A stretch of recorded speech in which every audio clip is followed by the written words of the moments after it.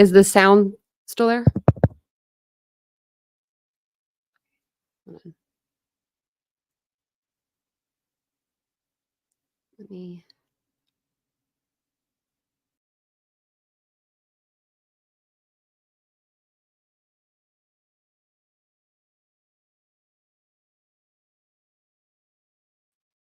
Is that better? That looks better. What is going on? I got to figure that out. I'm so sorry. So sorry. I don't know what's going on. I keep forgetting that it does that. So at the beginning of the lives, I've been like unplugging it. It's something to do with the cord, and I don't know if I just need a new one or if I just need to like, stretch the cord out, like, make it where it's not bending or something. But okay, so sorry. I'm sorry. I know that that's like super hard, like, to hear, like, whenever we're like, when I come on and it's like a high pitched squeal. So I'm sorry. Sorry about that. That, Chris, I'm thinking that because the Asian guy was dressed up as an Asian woman. Yeah, there was women's clothing found with the Asian male. I was actually going to tell you guys about that tonight. I was going to tell you guys about the whole case tonight. I found a really good website. I don't know, like, I don't know who puts the website together, like who runs it. Maybe one of you guys will know. I'll let you know what the name of it's called. It's called Crime Time Lines. And they have like a collection of cases that are from like missing persons cases to anywhere from like missing person to, murder. And it's like they have all the information. It's a tapping sound. Yeah, I don't know what that. Ugh. It sounded loud whenever I listened to it. It sounded like annoying. So I hopefully it doesn't hurt your ears. And I need to figure out if I edit it, the video, it'll edit out the chat. So then I feel bad if the chat's gone, for you guys. Just for me to edit out that little bit. Just hopefully everyone will stay in. stay with us. Sound should be fine now. Hey, Sirius. Hey, Faith. And I would have known if I would have had my screen off. Like, because my bubble lets me know. Like, it'll just bounce weird. And so I'll know.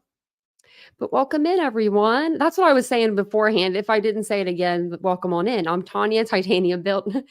If you want to call me either or, it doesn't matter. But thank you guys for being here tonight. I do appreciate it.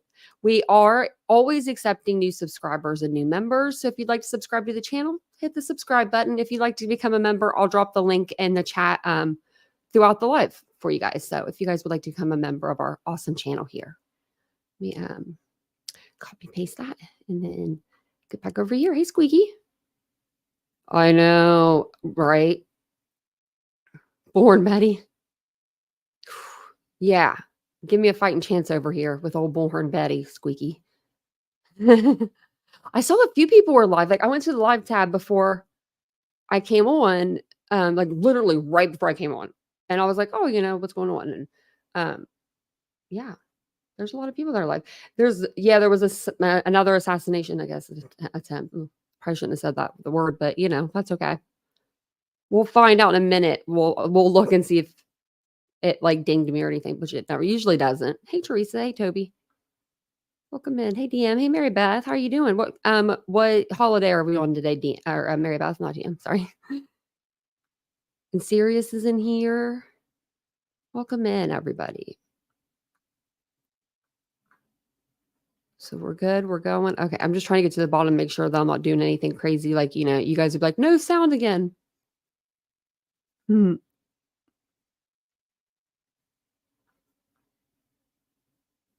Welcome in, everybody. It's good to see you guys. Hey, Sailor. Hey, Country Thing. Hey, Aries.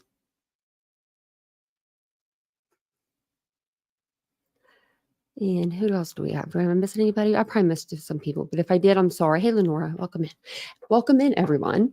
We are going to talk about Long Island tonight, or Gilgo Beach. I don't know which one they're going with. I don't know which name they're going with because I hear both names. So we'll go with Gilgo.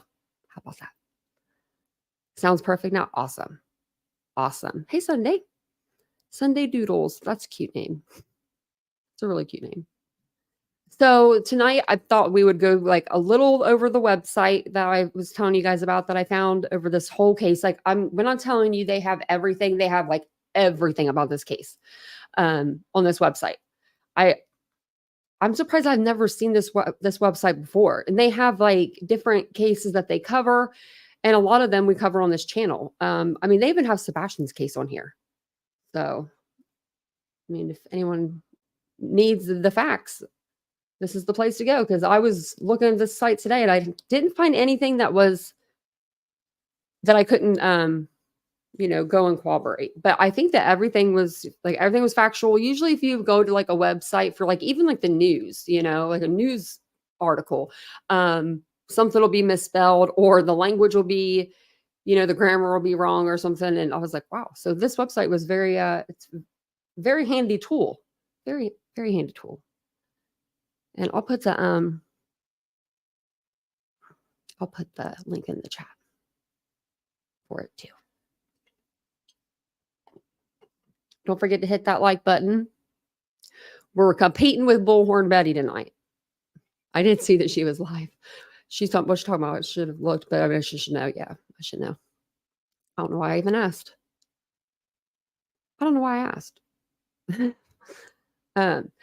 So we'll go through the victims. We'll go through we'll go through part of the investigation, crime scene, timeline. And then I have a video from News Nation that Banfield did a couple months ago when they released some more evidence. She did a video for News Nation and she did like a whole hour-long segment, but they cut it down to like 40 minutes because of the commercials and stuff like that. So I figured we could go over that.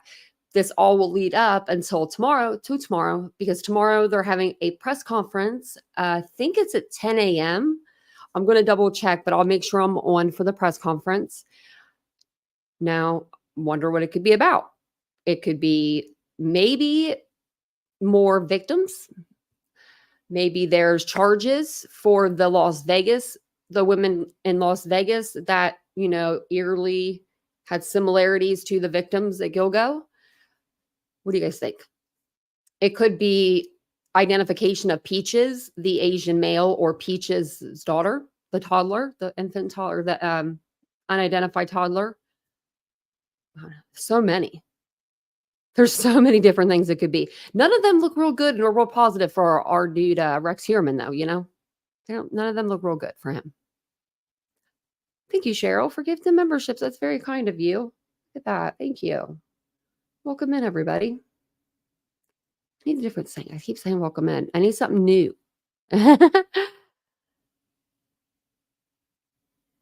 Thanks, DM. So the first four victims, I'm sorry, the first four they're the four on top, if you're looking at these pictures here, that were identified. And then the two ladies at the bottom, they are Jessica Taylor and Sandra Costilla. She was, they were identified later on. So he was, when he was first arrested, Rex Heuermann, he was arrested, basically on pizza crust, DNA, IgG, the whole thing, just like kind of like Brian Koberger. But Gilgo Beach is if you guys don't know, let me put this picture up here for you guys. Actually, this would be good to show you before we go over the website. This just kind of shows you where everyone was kind of placed. So the Gilgo Beach serial killings, they're a series of murders spanning from the early 1990s. They started in the early 1990s. I think it was like 93 to 2011. I'll let that sink in because we're in 2024. He was arrested in 2023. So that's a long time not to be doing anything. Many of the victims' remains were found over a period of months from 2010 to 2011 during a police search of the area along Ocean Parkway. And that's what you're seeing right in front of you. That's Ocean Parkway. And that's near the remote beach town of Gilgo. So the search was prompted by the disappearance of Shannon Gilbert.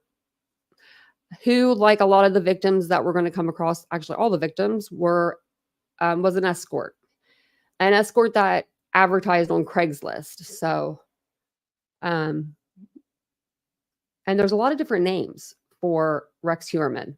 Like for that, I mean, if allegedly he's just alleged, but the Long Island serial killer, Gilgo Beach, Manorville butcher, and the Craigslist Ripper, I guess, is another one. I've never heard of the Craigslist Ripper one, but I think that one is already kind of like, there was another guy that did like the Craigslist killing, so I think we should just give that to him and give Rex Heuermann a different name.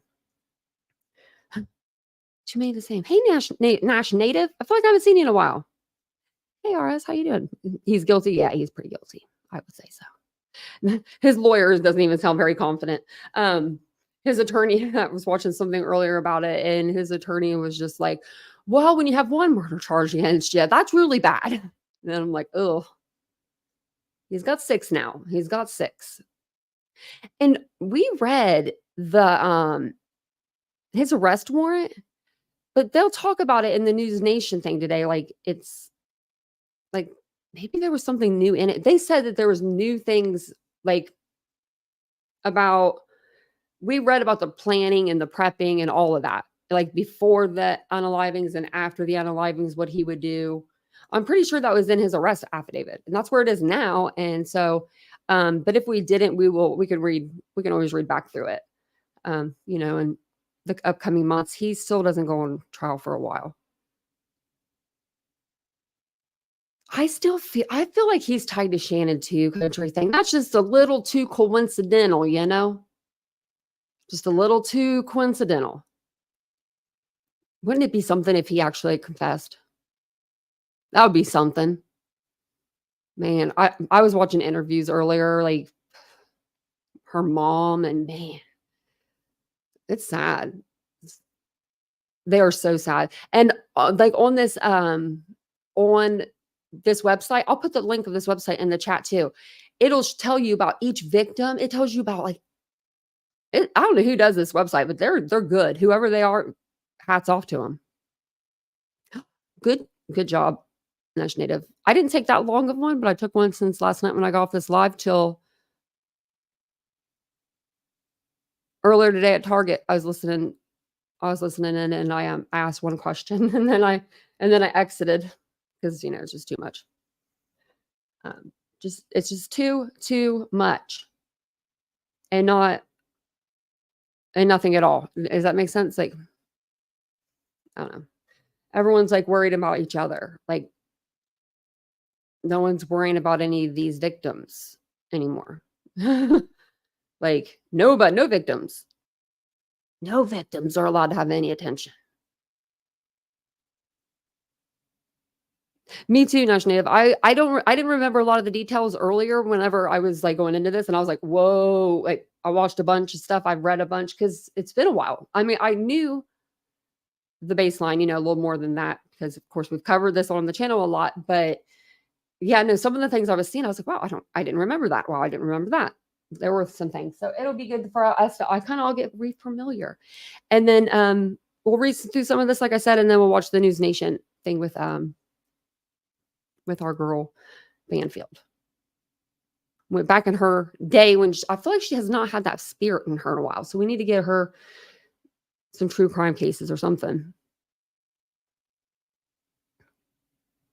So basically with this case, it stopped in 2011, but the reason why nobody was caught, there's a big gap. And the reason why no one was caught was there was a lot of corruption, I guess, inside of the police department at the time. The FBI was supposed to be like involved in this case and like helping and everything. And the chief of police or whatever, kicked the FBI off and was like, we don't need you. And I guess it's some stuff. Actually, corruption, look, there's even a file for it. There's a file. Oh, 1 second. I'm going to let me know real quick. Sorry, guys.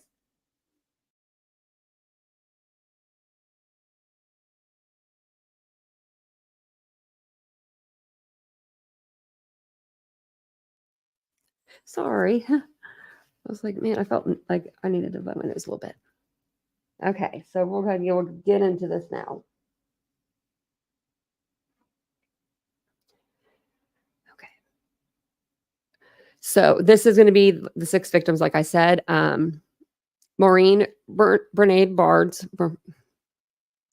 And then I should point to them. I don't know if you can see my mouse though. You can't. Okay, so she's going to be the upper right. Amber Lynn or I'm sorry, Maureen Bernard Burns is the one that's going to go left to right. Amber Lynn Costello, Megan Waterman, Melissa Barthamy, Jessica Taylor, and Sandra Costello. Beautiful women.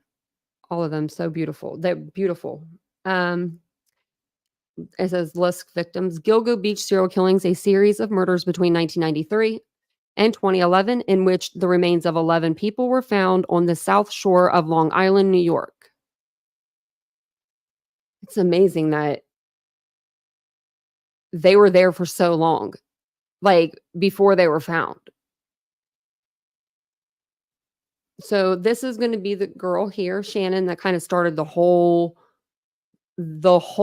investigation. Like, dude, Rex Heuermann could be walking around on the streets right now if it wasn't for her. As far as we know, I mean, really, he could be. And if he's not directly involved with her homicide, he has to be indirectly. I don't know. He had to have told someone about that spot or something. I mean, that was his spot. I don't know. I think they say that Shannon Gilbert, if you're not familiar with the case, they say that Shannon Gilbert wasn't part of Rex Heuermann's like unaliving spree, but it's very hard to believe that. So the search for Shannon Gilbert and the discovery of the Gilgo 4. Shannon Gilbert was 23 when she vanished. Her remains were found in December 2011 in another beach community just down the road. On December 11th, 2010, 8 months into the search for Gilbert, a Suffolk County Police Department canine unit continued their efforts near her last known location. Instead of finding Gilbert, they recovered human remains. So, just like I said, there was a canine. People had been looking for Shannon, and nobody could find her for 8 months. So this guy comes out with his dog. He's training his canine. Canine ends up finding remains, but they weren't Shannon's at first. They just kept finding someone else, not Shannon, someone else, not Shannon. It was I'm sure it's a lot for the officers that were dealing with it, just because you're like, okay, here's another, body. It has to be her. Nope. Or you probably would know actually by the remains that are from the early 90s. You would know, well, those aren't like, what is that? Like, that's not right. You would know that immediately, that you would know. I was going to see what I said. Oh, look at that pretty picture of her. Look at all this. Like, they have like everything about her.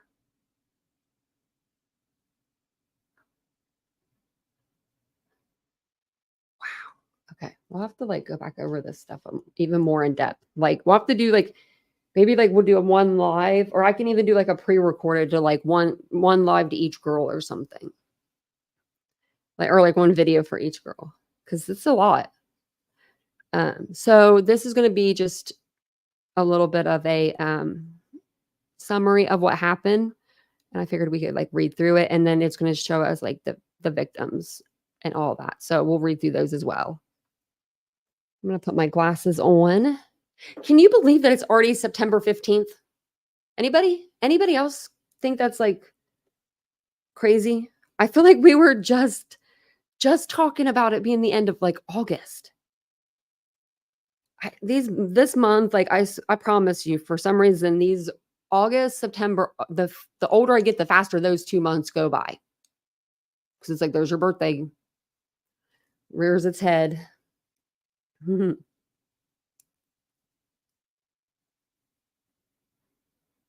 Yeah, Nash Native, you're right. Yeah. That's why I was like, we better get on with it. Because, I don't want to gain all my subscribers off of Sebastian Rogers. I mean, when he's found or when he comes home,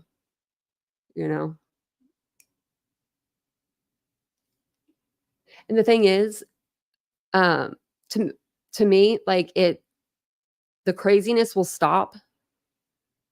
And this is just my opinion. Don't come for me. Don't you guys come for me when the subscribers stop watching it. You know what I mean? Like, you guys are all here with me. Y'all are awesome. I love that. Thank you so much. I love you guys for that. I do. Because that means you really are into the true crime. Because there's so many people that are just doing streams off of like other creators, just doing the mostest right now, and it's just crazy. It's yeah, it's crazy. Ooh, Lenora, if you're going to a cheesesteak place tomorrow in Philly, make sure you're loud if you need to be. Just remember that. If they're all being loud, you have to be a little extra loud, sometimes. Some of those little small sandwich stores anyway. You go in there, scream your order at the door. Lenore's going to go in there tomorrow and be like, I want a Philly's cheesesteak, no cheese, or something. I'm just kidding. It'd be funny. And then they'll be just like looking at you. She'll be like, Tanya told me to do that. No, just those corner shops always get super like busy and stuff, and people are always yelling their orders. So just make sure if you need to yell your order, you're loud. I'm going to get hungry now that you guys are talking about it. Okay. So on the evening of May 1st, 2010, 23-year-old Shannon Gilbert disappeared after leaving the home of a client and reportedly running through the gated community of Oak Beach. Gilbert had been transported to Oak Beach by a driver who later received a call from the client to return Gilbert home after she began to exhibit irrational and erratic behavior. Despite multiple searches in the area where Gilbert was last seen, her body was not found until 18 months later. On December 11, 2010, 8 months into the search for Gilbert, a Suffolk County Police Department K-9 unit continued their efforts near her last known location. Instead of finding Gilbert, they uncovered human remains identified later as 24-year-old Melissa Bartholomew, and she was Jane Doe number 1. So that was her original, until they started IDing people. 2 days later, on December 13th, 2010, 3 more sets of remains, initially labeled Jane Doe's number 2, 3, and 4, were found along Ocean Parkway. These remains were later identified as Maureen Brainard Barnes, 25, Amber Lynn Costello, 27, and Megan Waterman, 22. And let me actually want to put their ages up, because I thought for some reason that he has like one for each age or something, like 22 through like 27, maybe it is. I remember like being like, wow, these are like, they were like 21, 22, 23, 24, like in order. So I was just wanting to jot these down really quick. I have their names already down. Okay, so Maureen Amberlyn is 27. Was 27. Okay. All 4 women had worked as Craigslist escorts and were last seen between July 2007 and September 2010. Okay. It doesn't say, 24. Okay, I've got everybody. So that is 24, 25. Missing 26, got 27. Okay. On March 29th, 2011, partial skeletal remains known as Jane Doe number 5 were uncovered. This discovery led to the first link between the Gilgo Beach homicides and Manorville. The remains of Jane Doe, and we went over the Manorville butcher and stuff on previous lives. The remains of Jane Doe number 5 were matched to Jessica Taylor, who had been identified through partial remains found in Manorville on July 26, 2003. Taylor, like the other victims, had worked as an escort. Why doesn't it say how old she was?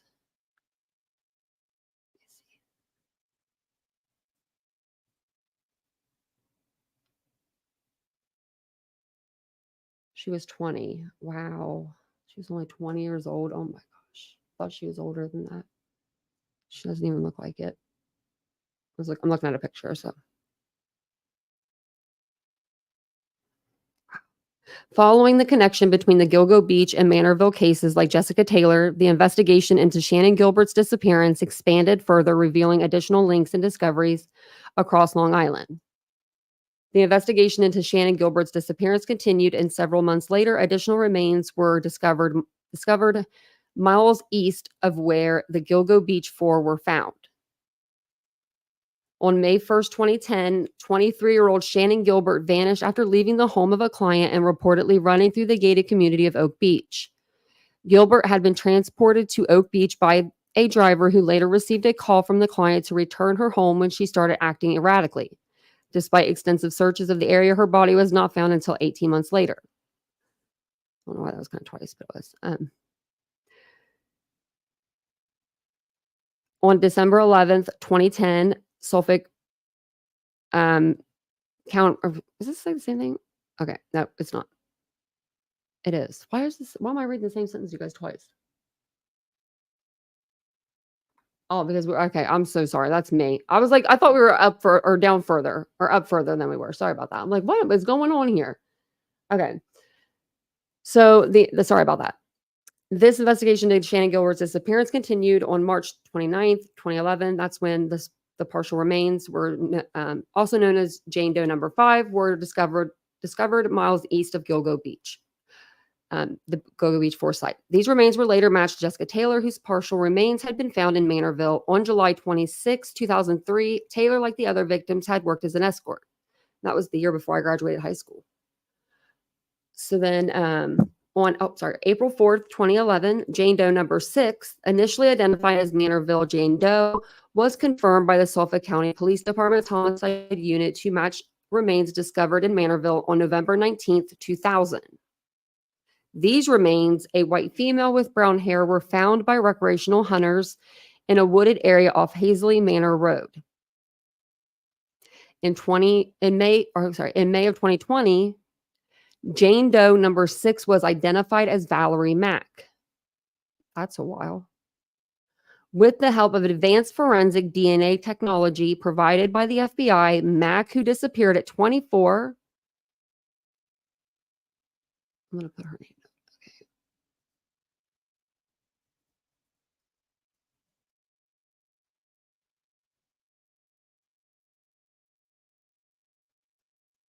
Okay.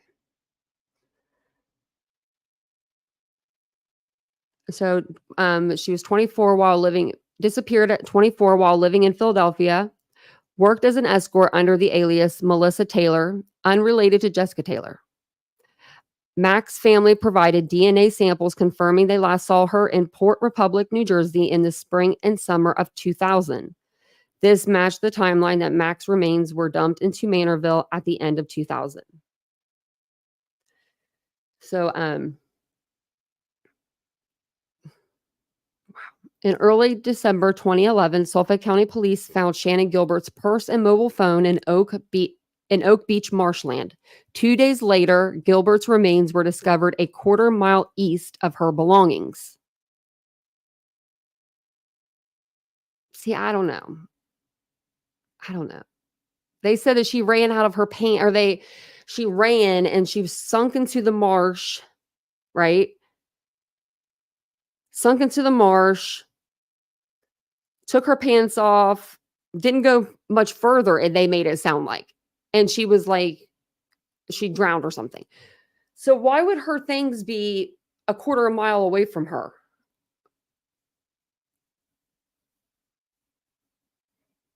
There's no way she made it a quarter mile in that marsh. Like, just no. If they say that marsh is what took her, that marsh took her quick. Because she would have got out of the marsh. A quarter of a mile? No, what's going on here? I don't believe that. Hmm. Okay, then. And I think that these little things here, I think they actually tell, like, they say it in the no, they don't. Okay, I thought they did. In 2020, former Suffolk County Police Commissioner Geraldine Hart released previously undisclosed evidence, including photos of a belt believed to be used by the suspect but not belonging to any of the victims. And I'll show you a picture of that.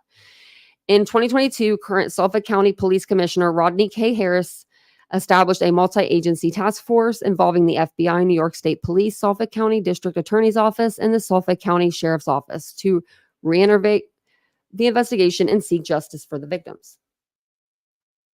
Let me see if these are down here. Nope. Okay. So we'll read these.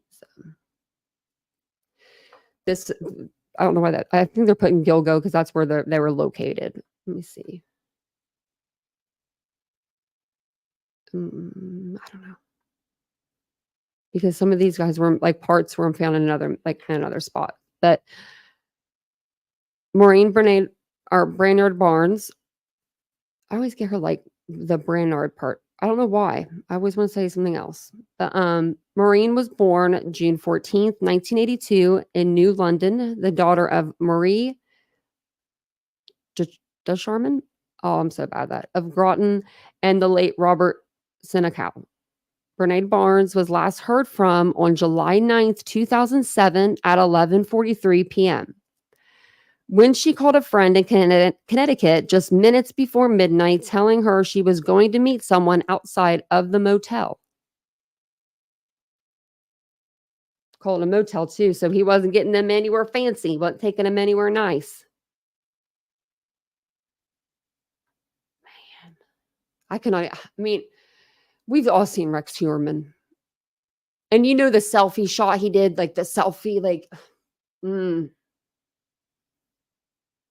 he, when you look at him, he doesn't really look like, if you just look at his picture, I'm not talking about like all 6'6" of them in front of you, but if you just looked at his picture, he looks like a little unassuming, little, like, in my opinion, like he could be bossed around a little bit, maybe, like a big softie, no, I mean, this doesn't look like I would be like scared of him until until I saw him in person. And then I would be like, oh, hell no. I mean, I would be like, pump the brakes. There's got to be someone else that needs some, like, services, because that guy is so imposing, huge, just a big guy. And I don't know. I just feel like with that big of a gentleman, if I was one of these little girls, like they're so little. These girls were so, like, these young ladies were so little. I would just be like, no, because I mean, you're by yourself. That's probably why they just did it, but yeah, oh man, they probably thought that he was like unassuming though, Amberlynn Overstreet Costello, I'll just call her by her first name. So Amber had moved to New York from Clearwater, Florida. She looks like a Floridian. I don't know why. She just does. Maybe it's the blonde, like, in her hair. Just like the blonde, like, dye her hair a little bit. And had completed a 28-day drug rehab, but had relapsed not long before her disappearance. Amber was last seen leaving her residence on foot on September 2nd, 2010, to meet a client who was picking her up at her house. Amber did not have her cell phone with her at the time, and she was never reported missing. That's sad. Her eyes are pretty. Melissa Bartholomew. Melissa was born on April 14th, 1985. That's the day before my best friend's birthday, like to the year and everything. She was born in Buffalo, New York. July 10th, 2009, Melissa was last seen at her residence at 1149 Underhill Avenue in the Unionport section of the Bronx. The night that she was last seen, Melissa told a friend she was going to see a man and would be back in the morning. This friend was aware that she was a worker, but Melissa offered no other details. Look at how young she looks.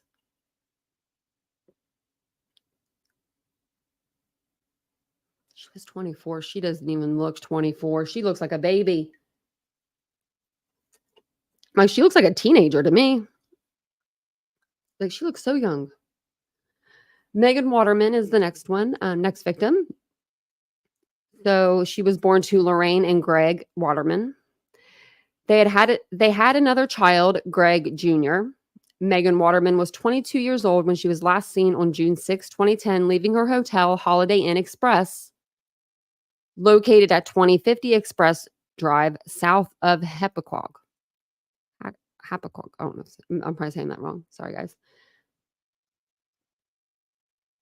Do I have her? Yeah, I do. Okay. I think I'm missing Sandra's age. She was 28. So look, wow. Yeah. So we got 22. We're missing 23 and 21 and 26. We have, yeah, wow. 22, 24, 25, 27, 28.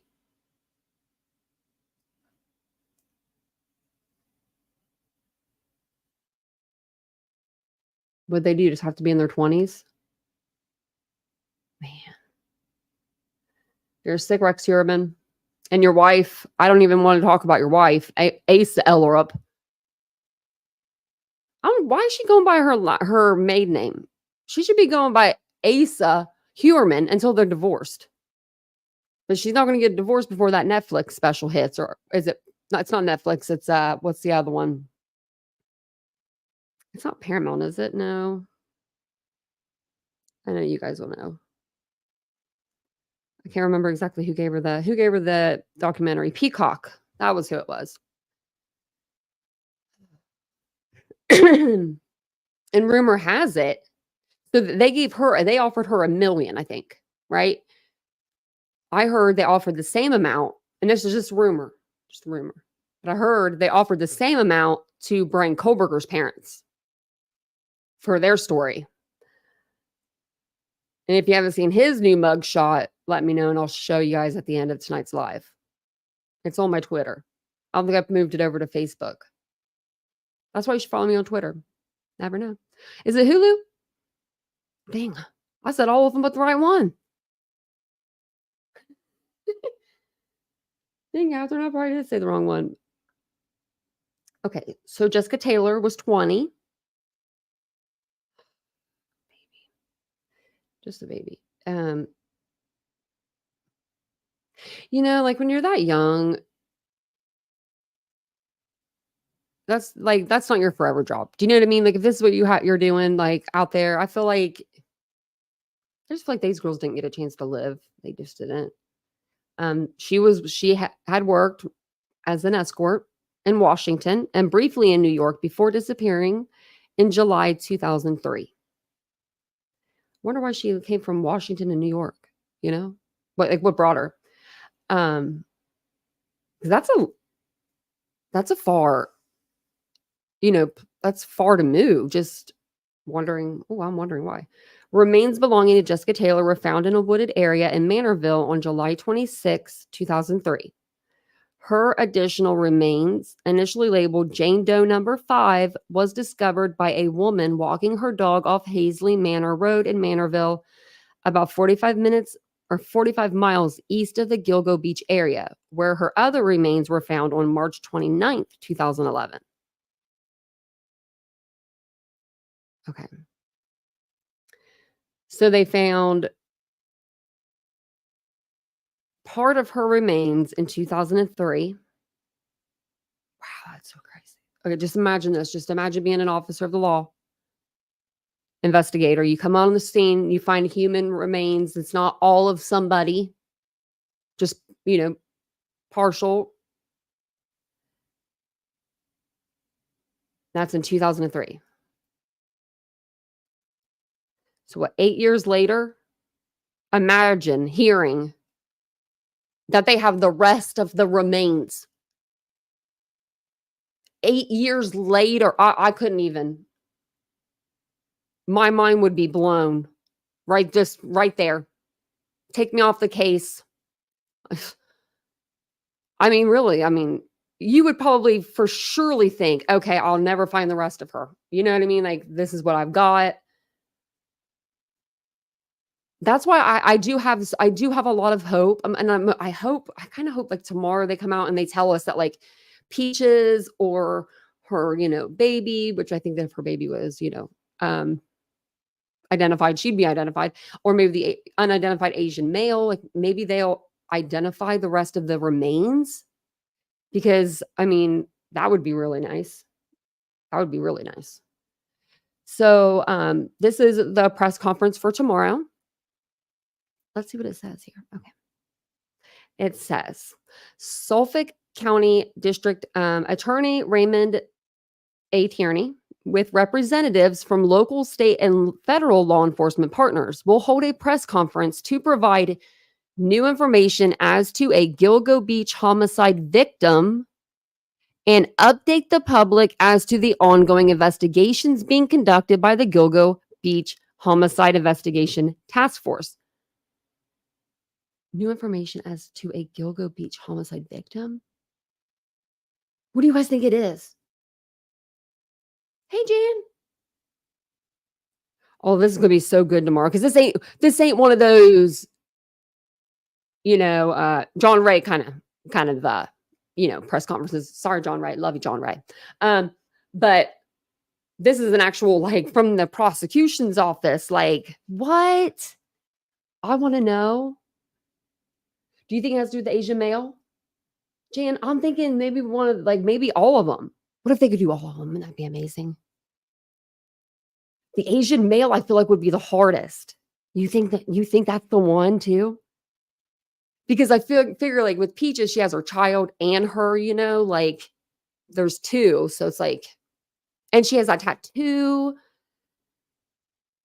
They never told us about any tattoos on the Asian male. Oh, I'm just so curious. That's why I wanted to go over this tonight too, because I thought this would be something to get us like pumped up for tomorrow. Okay, so these are all of the possible connected cases to the Long Island serial killer. This is a lot. Yeah, welcome in, everybody. I'm not going to be able to see their names correctly. Are these Carmen and Karen? Are they? No. Okay, that's two different last names. Okay, I was like, what? Okay, so these are all of the women that have a possible connection. So tomorrow they could come forward with any of these names and say, hey, we're adding this victim on to, the list. We found a connection. Tina Foglia. I'm going to say these so wrong. I'm so sorry. February 1st, around 3 a.m., she had left Hammerhead's nightclub, which was located in a converted supermarket at 135 Sunrise Highway in West Islip, and may have attempted to hitchhike back to her house in Brentwood. The last verified sighting of her was near the exit of the nightclub.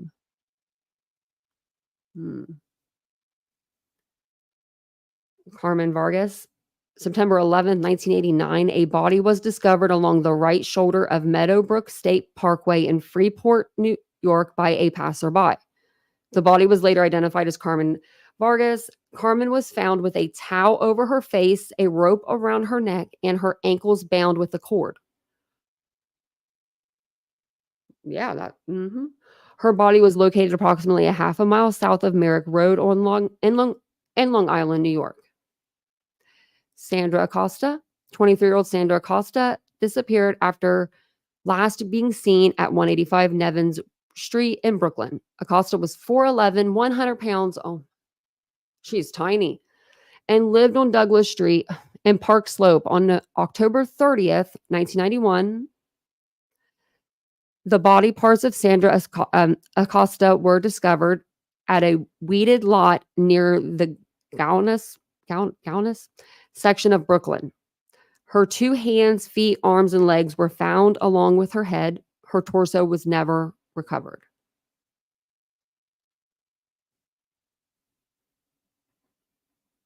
Why would you take the torso? That's just like, why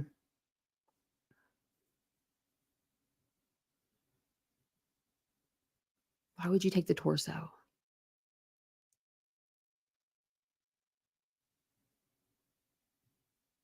Like, the hands have fingerprints. Do you know what I mean? Like, I'm just like, the head would have her dental. Unless those were all the things that could identify her and the torso was not. And it's just, they never found it. Tiffany Dixon's the next one. And Tiffany Dixon, you look like you're a baby too. These women look so young. On October 10th, 1991, Tiffany Dixon of Hart Street, Brushwick, was last seen dropping her brother, Israel Morales, 8 at the corner of Smith Street and First Place in the Carroll Gardens section, where he is a 3rd grader at Public School 58. Norma Delgado, 28, the girl's mother, said Tiffany then usually walked about 4 blocks to JHS 142, where she is a 7th grader. But on Thursday, the girl didn't arrive at school.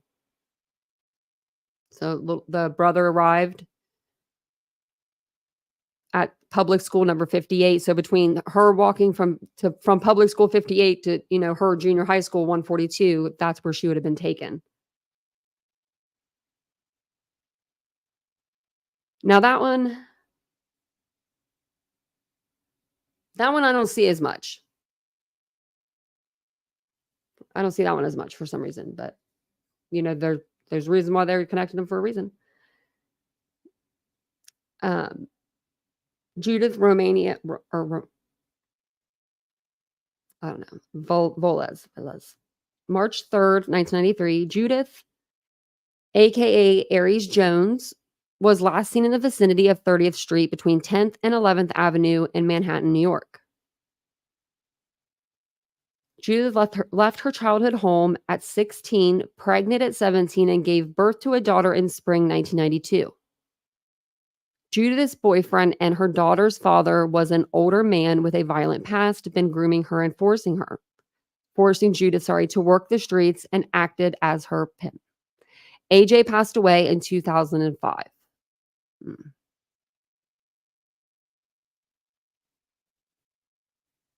Karen Vergata, she was just identified. So it says her father last heard from her on his birthday on Valentine's Day, 1996, when she was living on West 45th Street in New York City. July 2017, her father, Dominic N. Vergata, had her officially declared deceased. In that legal filing, the father states that he spoke to multiple law enforcement agencies to try to report her missing, hired a private investigator to determine her whereabouts, and spoke to several acquaintances of hers. I can't remember when they actually positively identified her.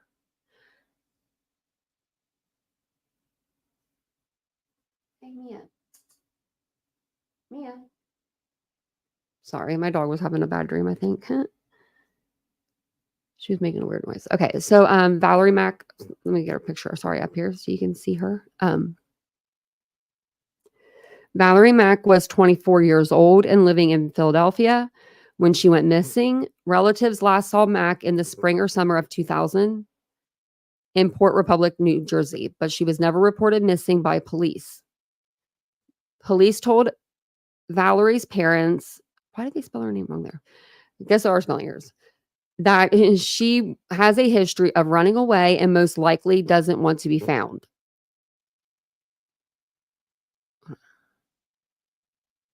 Wow. Her partial skeletal remains were found in Manorville in September 2000, but were initially known as Jane Doe number 6.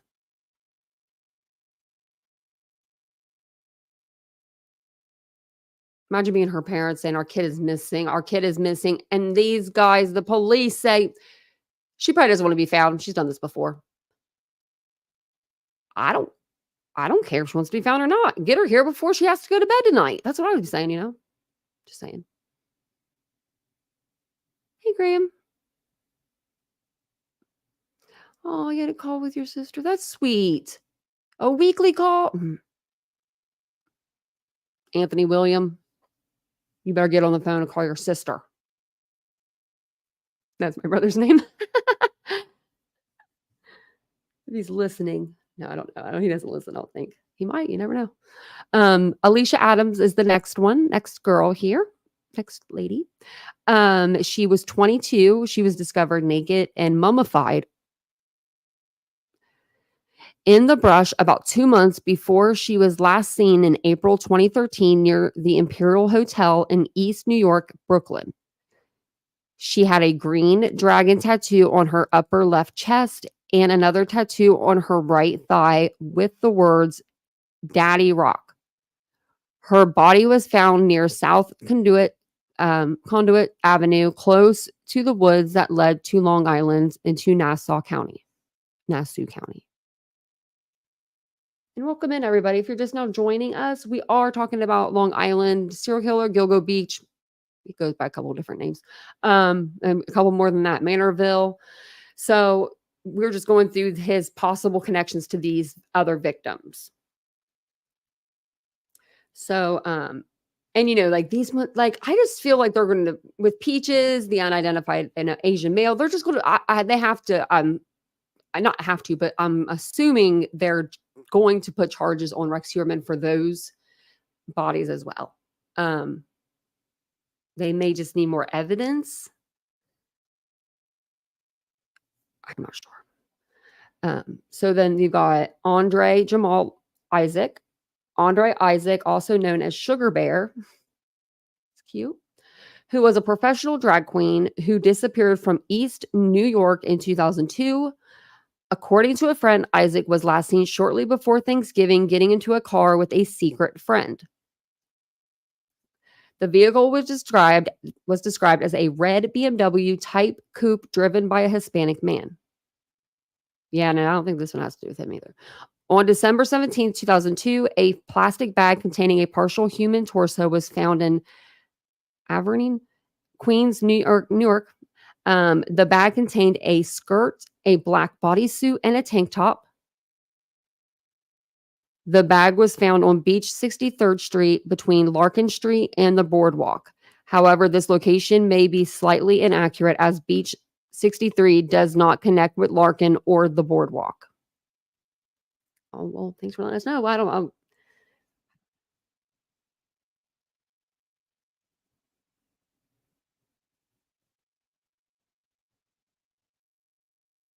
I think that, I don't know. His shoulders are pretty broad, though. I feel like he looks like, like, I don't know. Maybe he looked really good with makeup and hair. I don't know.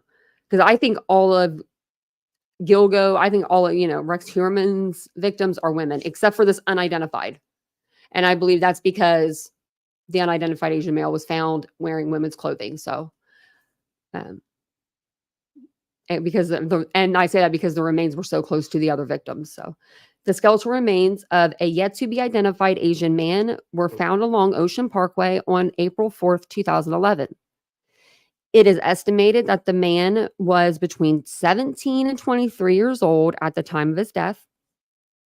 He was approximately 5'6", with bad teeth. Asian male died between 2011 and 2006. I'm sorry, 2001 and 2006. Sorry about that. Discovered 750 yards east of the Gilgo 4. His body was found about 0.3 miles east of the Gilgo 4 and roughly 0.6 miles west of Jessica Taylor's skull. He was found wearing women's clothing, therefore it is possible that he may have lived as a woman. So I'm going to go on, almost say, yeah, he probably was, yeah. I mean, I would say that, yeah. Now, all the other bodies were naked, I believe. If I'm thinking right, like if I'm believing right. Okay, now I'm gonna have to read up on that. I have to figure that out for sure. Because I'm wondering if he's the only one that has clothes on, if maybe Rex Heuermann thought it was a woman, and then when he figured out it was a male, instead of getting to the act of like, taking clothes off, he just unalived them, maybe. But I don't know. So the next person up is Peaches. June 28th, 1997, a dismembered body was discovered in a wooded area of Hempstead Lake State Park, Lakeview, New York. The torso was found on the west side of Lake Drive, about 200 yards north of Peninsula Boulevard. Both arms, head, and legs below the knee were severed.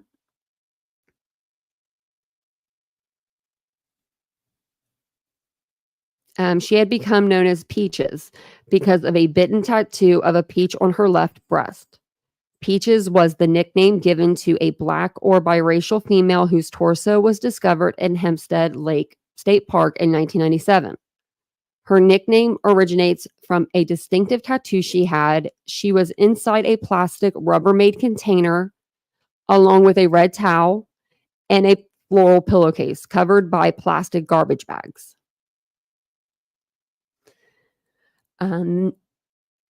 Next up, and I think she looks a lot like a couple of the victims.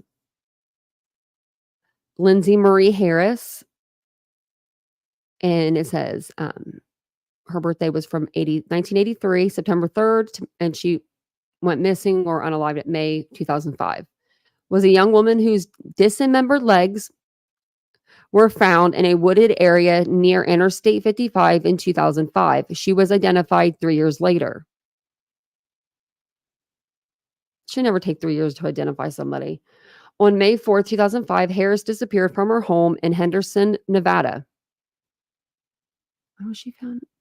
Hold on. She was found the same year that she left home.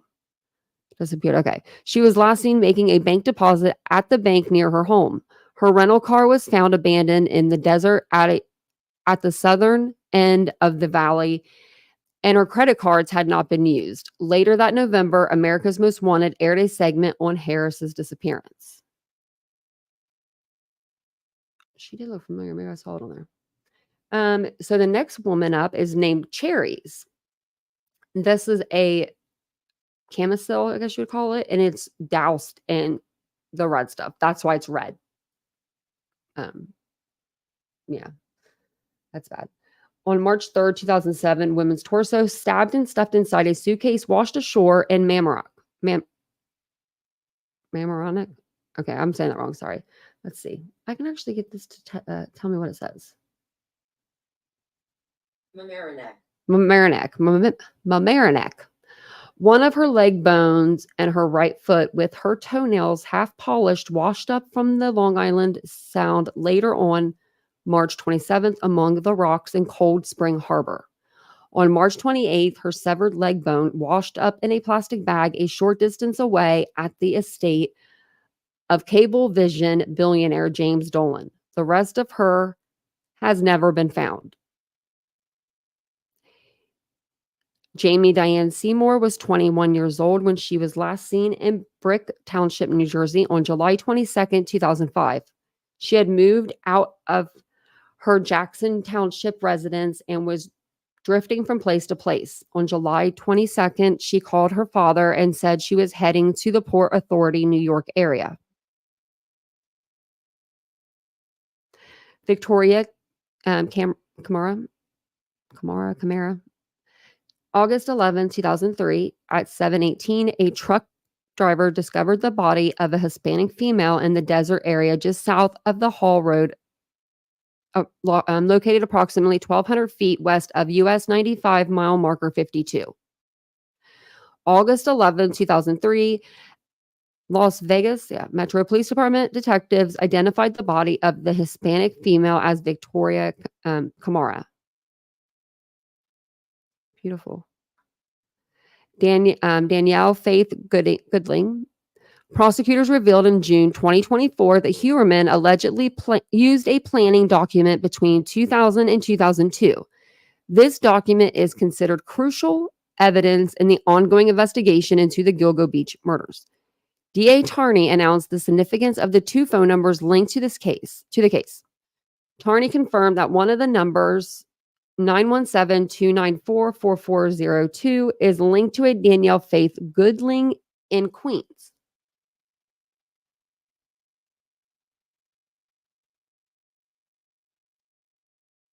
See if this will pull up.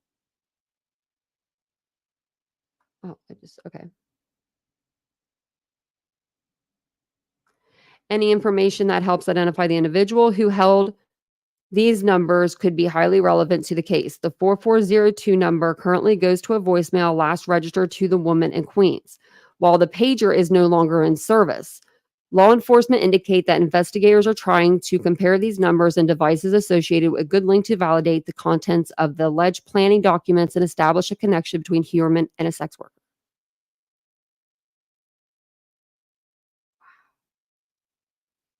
Okay.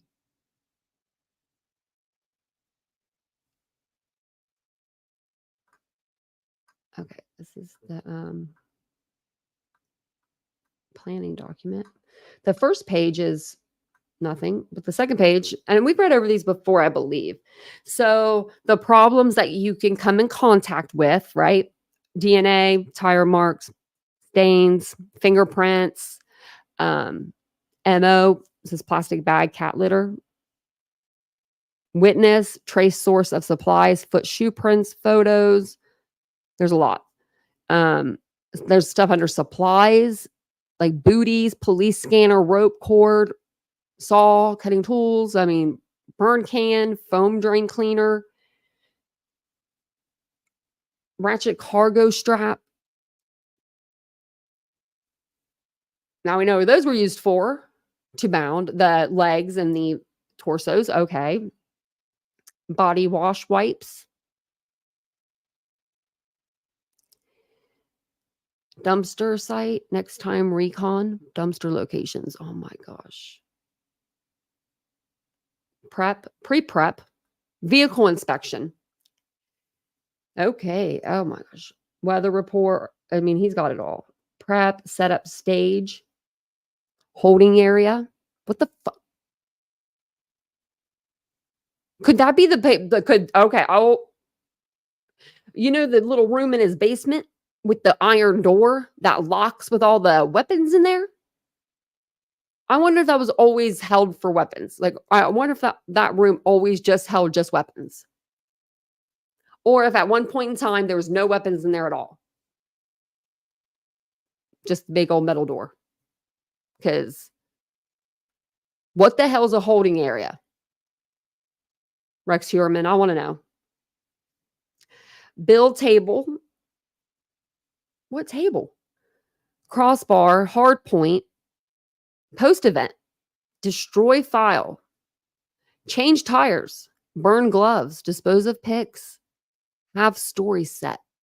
What, like your wife was out of town every time you unalive somebody? Because this is not going to help. This is not going to work out for her in the end. There's no way she was always out of town. Always, every time. We got 2 more victims.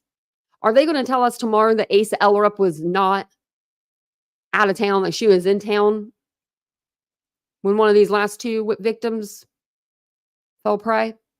I wonder. There's so many things it could be. Notes. Spur of the moment cover. Stockholm syndrome. The more you do, the more clues you give. Look at the painting. What, why, who. Organized versus disorganized. Oh my. That's why his house was so messy, right? Because all of his energy went into this.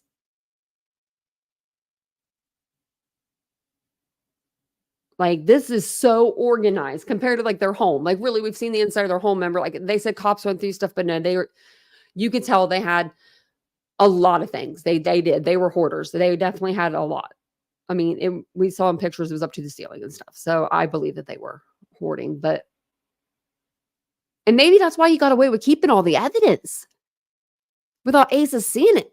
That woman just must not have looked. She must have just had her eyes closed, walking around the house every day.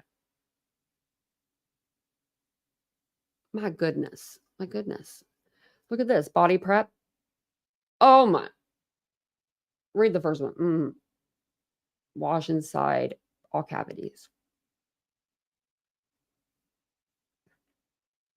Remove trace DNA.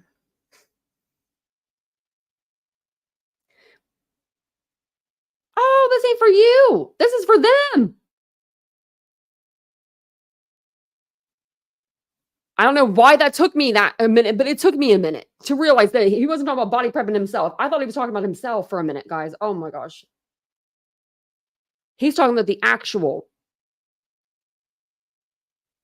Oh my gosh. Remove trace evidence. It says fingerprints, hair. Remove trace DNA. Remove ID marks, tattoos. It says tattoos and marks. So I'm wondering if he didn't do it before, right? With peaches and maybe cherry, or the one they call the cherries or whatever.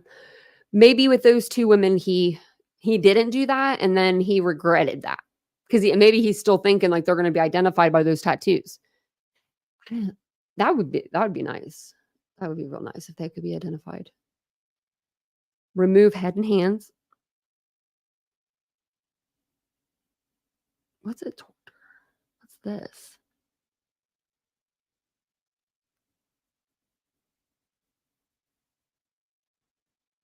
There's no word for that. Okay. He must have just had a misspelling. Package for transport. My gosh. Dispose of the following. Burn gloves, what you wore, anything that touched you. But why'd you keep the phones, you dummy? And you Google searched. Oh my gosh, people are dumb. Take down, pick up. Oh my gosh. Hunt too long, seen an area too long. Remember, don't charge gas. Oh, wow. Okay. We can go through this all night, but I will show you. Oh my gosh, they have all of even the crime scenes from each victim.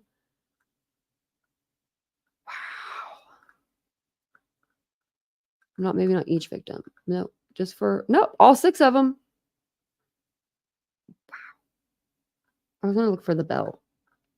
I thought it was in here, but maybe it wasn't. They'll show it. If not, they'll show it on Banfield. I can't remember which victim had the belt with them. I think it does anyway.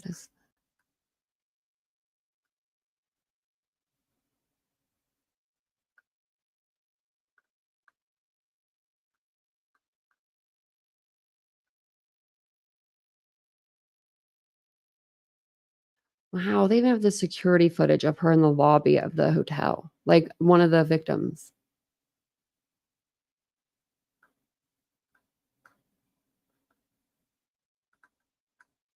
Okay. We'll have to go through all this. This is a lot. There's a lot on here. Okay. We'll play the video because we've been going over this for like over an hour. So I don't want to keep us on the site too long. But I will put it in the chat and we will go over it again. We'll probably go over tomorrow before the interview or the press conference a little bit. Like we can come back and we can look and everything at it. But if you guys are interested in looking at any other cases on this website, there are some more cases on there. And I mean, it's a really good reference. I don't know who put this site together, but whoever did, like, thank you. Like, this is really nice to have all of this stuff in one place. It says case files for missing and endangered. And there's so much to go over. So, since Banfield will be talking for a while, I'll put her over here. We'll put it over here. Okay. Thanks again for being here tonight too. I appreciate that, guys. I really do. And you know what's funny? I just got it to where News Nation works on like my computer again, and we just like canceled our Spectrum. I'm like, that's funny because like we can now actually watch this TV stuff, but because it wasn't playing the video before, it would just play the sound. But thank you guys for being here. I do appreciate it. I'll go ahead and play Banfield. She's going to go over everything, like all of the new evidence that came out a couple months ago with what kind of just what we just read. You know, the pre-prep, the final prep, all of that stuff. And she'll cover the case as a whole too. So thank you for being here. Sorry, that's loud. That was kind of loud. Hello, and welcome to Friday night. You made it through the week, and what a week. I mean, listen, if you're into true crime, and I think you are, I always say it, if you're watching the show, I think you're into it. This was just a hell of a week. You know, yes, it was fascinating, and it was disturbing, and it was perplexing, but the information that the prosecutors in Rex Heuermann's now quintuple murder case, the information they dropped on us, it was kind of overwhelming. And I don't even know if you have it all yet. We gave you some last night. We kind of gave you like the table of contents. But tonight, I'm giving you chapter and verse. And I gave you a warning last night. I'm going to do the same thing tonight because this stuff is hard. It's uncomfortable. I like wanted to build a whiskey when I went over it for the first time yesterday. And it's going to be difficult tonight because we're going into more detail. The whole planning document that allegedly Rex Heuermann had on his hard drive that they found in the house. Planning document, like how to prep before, during, and after serial murdering. I can't believe you even say these words. Like how does someone get so far outside of our flock, right? We're here, right? We're all in here, and they're out here. How? Well, these documents kind of give you a bit of an idea, allegedly. I'm going to match the stuff in the documents to the evidence that they have found in the house, to the stuff we know. And by the way, still a lot we don't. Also, Nikki Brass had no idea who she was meeting in 2015. No idea. But now she knows. She went on a date with Rex Heuermann, sat across the table with him. Man, did she hear some things. And tonight you're going to hear them too, because she is live with me tonight. And imagine what it's like to be Nikki, thinking that it's possible she could have been one of his alleged victims, right? Just imagine that. You'll hear from Nikki in a bit. And then also, it's a lot. It's a lot to take in, the stuff that Rex Heuermann is accused of doing. A lot. And that's us. We're not connected to him, right? I didn't go on a date with him. It wasn't his neighbor. I don't even know the guy. I'm getting to know him in a way I really wish I didn't. But there are neighbors who knew him and had dust-ups with him. And one of those neighbors is going to be on the show tonight. And that dust-up is not only like really insightful, but it's also super weird. Like that house. In that beautiful neighborhood, there's that house. Decrepit, falling apart, unkempt, and there's that. Let's just call it for what it is. It's a piece of junk. I'm just kidding. I'm just kidding. That was so mean. No, but it really is a crappy house. I mean, for the neighborhood, the neighbors were complaining. They were like, "Why does this house look like it's gonna fall apart?" I guess it was like the porch was being held up by like 4x4s or something. It was pretty bad. It was his parents' home. I'm sure when he got it, he didn't change a thing about it. Basement. Some insight tonight from that neighbor. He's going to. Speaking of which, then, if it was his parents' home, why did his dad have that kind of a basement? Or was that something that Rex put in after his parents died? There's a question for you. Join me live as well. Don't go anywhere. This whole program, special hour on the Long Island serial killing suspect and all the filth we had to sort through this week. If you were with us last night, you saw, and I do stress, you saw us begin to pull apart a document titled HK 2002-04. We didn't call it that last night. And the New York prosecutors who released the document, they don't call it that either. They call it a serial killer's planning document, created, utilized, and painstakingly maintained by one Rex Heuermann, the New York architect. The New York architect now charged with 6 murders dating back 31 years. 31 years. I dare. Dude, I didn't even notice this before. Do you see up at the top? TRG target -1 Megan ?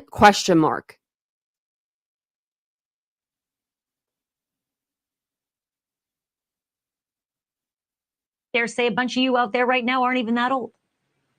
I wonder if there's a bunch of these going around, like a bunch of these, and they all say like the rest, you know what I mean? Like the target would be like T-2. Like, but as we showed you last night, it is a chilling piece of work. It is sadistic, and it is clinical, and it is incredibly comprehensive.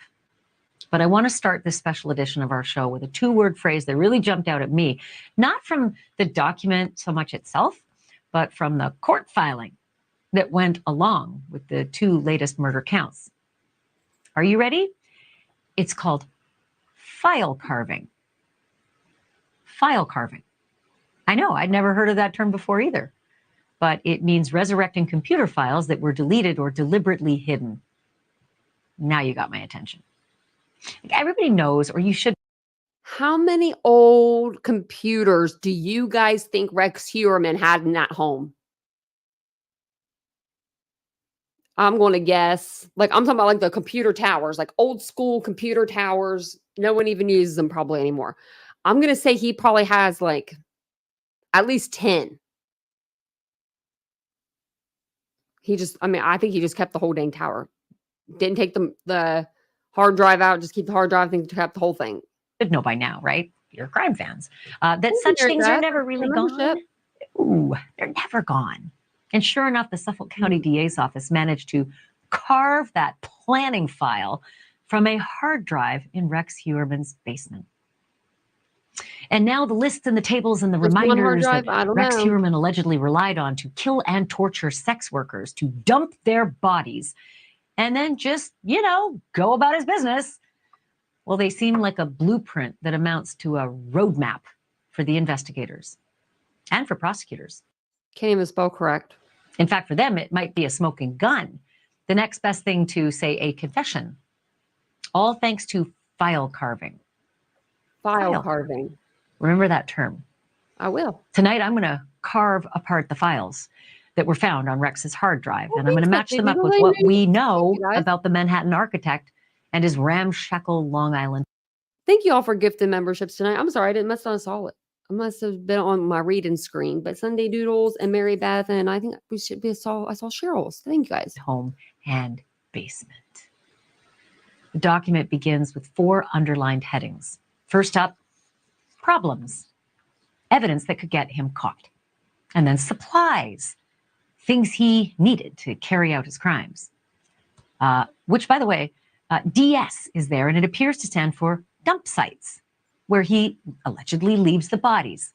And TRG, which seems to mean targets, as in victims. You can see under DS dump sites a reference to Mill Road. The remains of at least 2 of Heuermann's alleged victims, Jessica Taylor and Valerie Mack, who were found in the vicinity of Mill Road and Ocean Parkway on Long Island, kind of seem to line up. Under TRG, target, you can see the name Megan. Well, Megan Waterman was 22 years old. She went missing in June of 2010 and allegedly was killed by Rex Heuermann. The rest of the document is a virtual how-to manual for serial murder. The rest of the document is... Oops.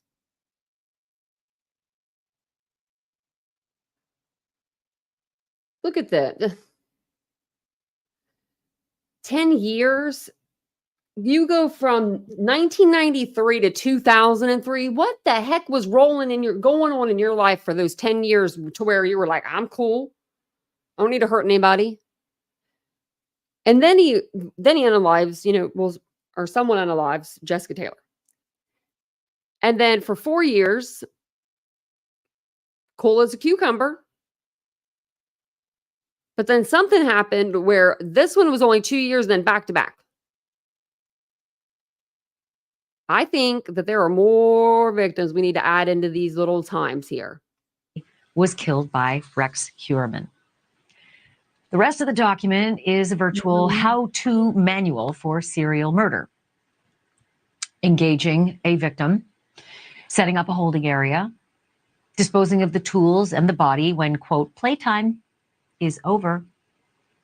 There's also a section of notes that investigators believe were taken straight from a book that was authored by famous TV mind hunter and former FBI profiler, John Douglas. You probably know John Douglas, mind hunter. It's big on TV. This is his biggest book. He's written several books about murder, and police found that well-worn copy and other copies of other books while searching Heuermann's home. And speaking of searches, we also have a partial list of Heuermann's alleged internet searches. Grab a whiskey, once again, because this stuff is ugly.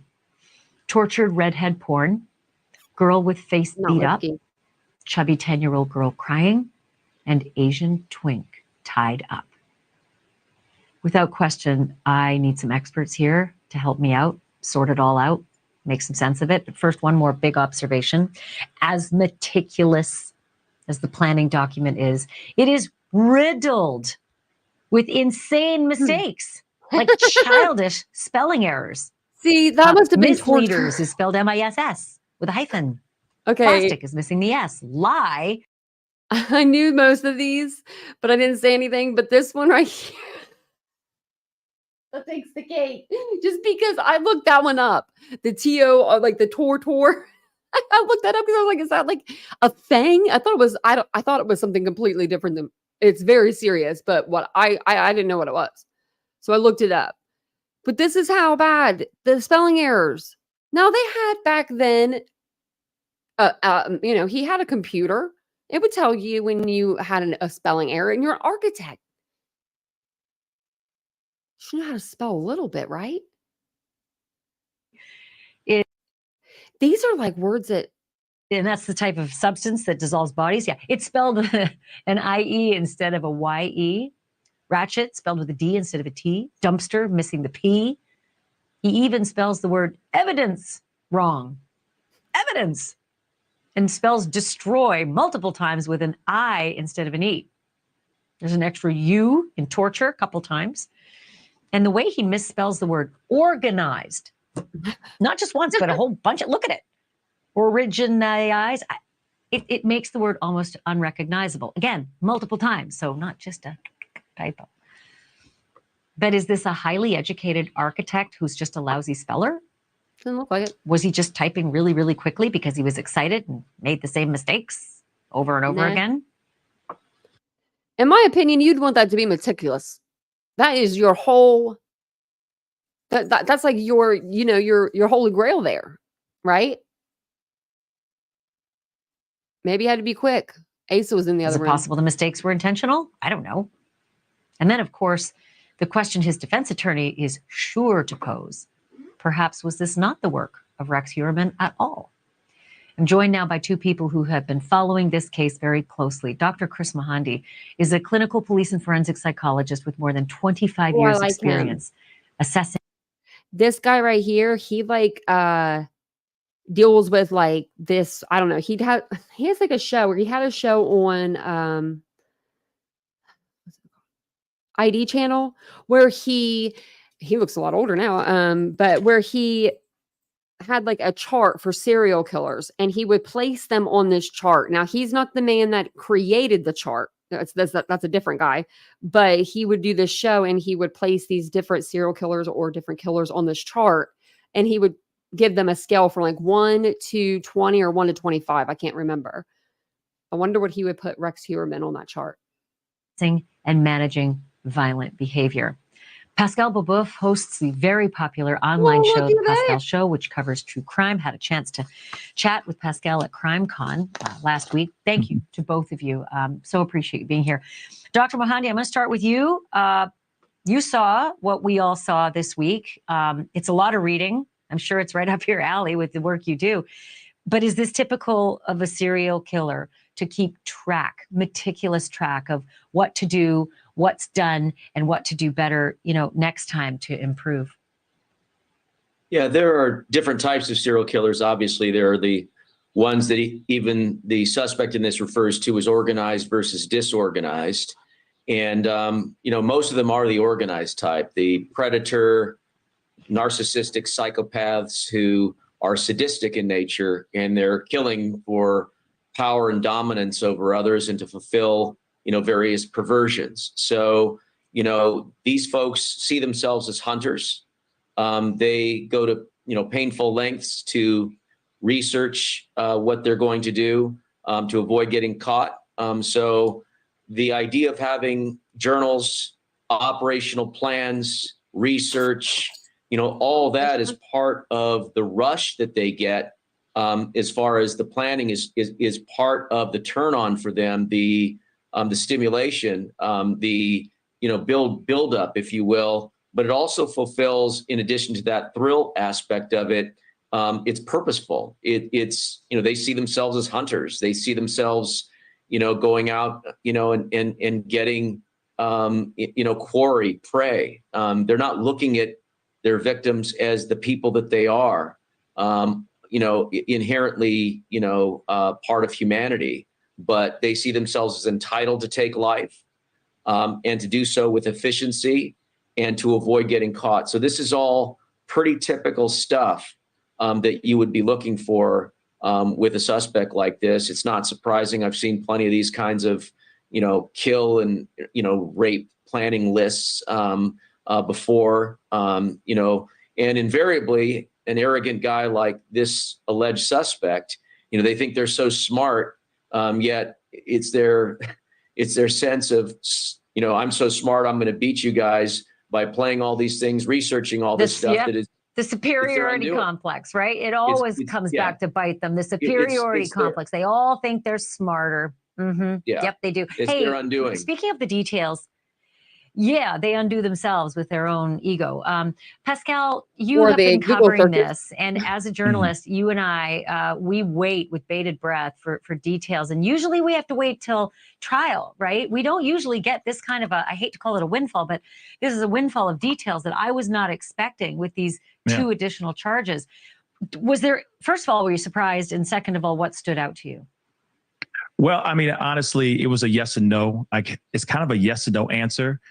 Yes, because the details in there are just so deeply disturbing and so horrific. I just can't believe anybody wrote these things on paper. I feel like we were tearing a page out of a American Psycho or taking a scene out of Dexter almost. It just seems so odd and so out of pocket. But then on top of that, there's the no because of just the kind of person we're dealing with.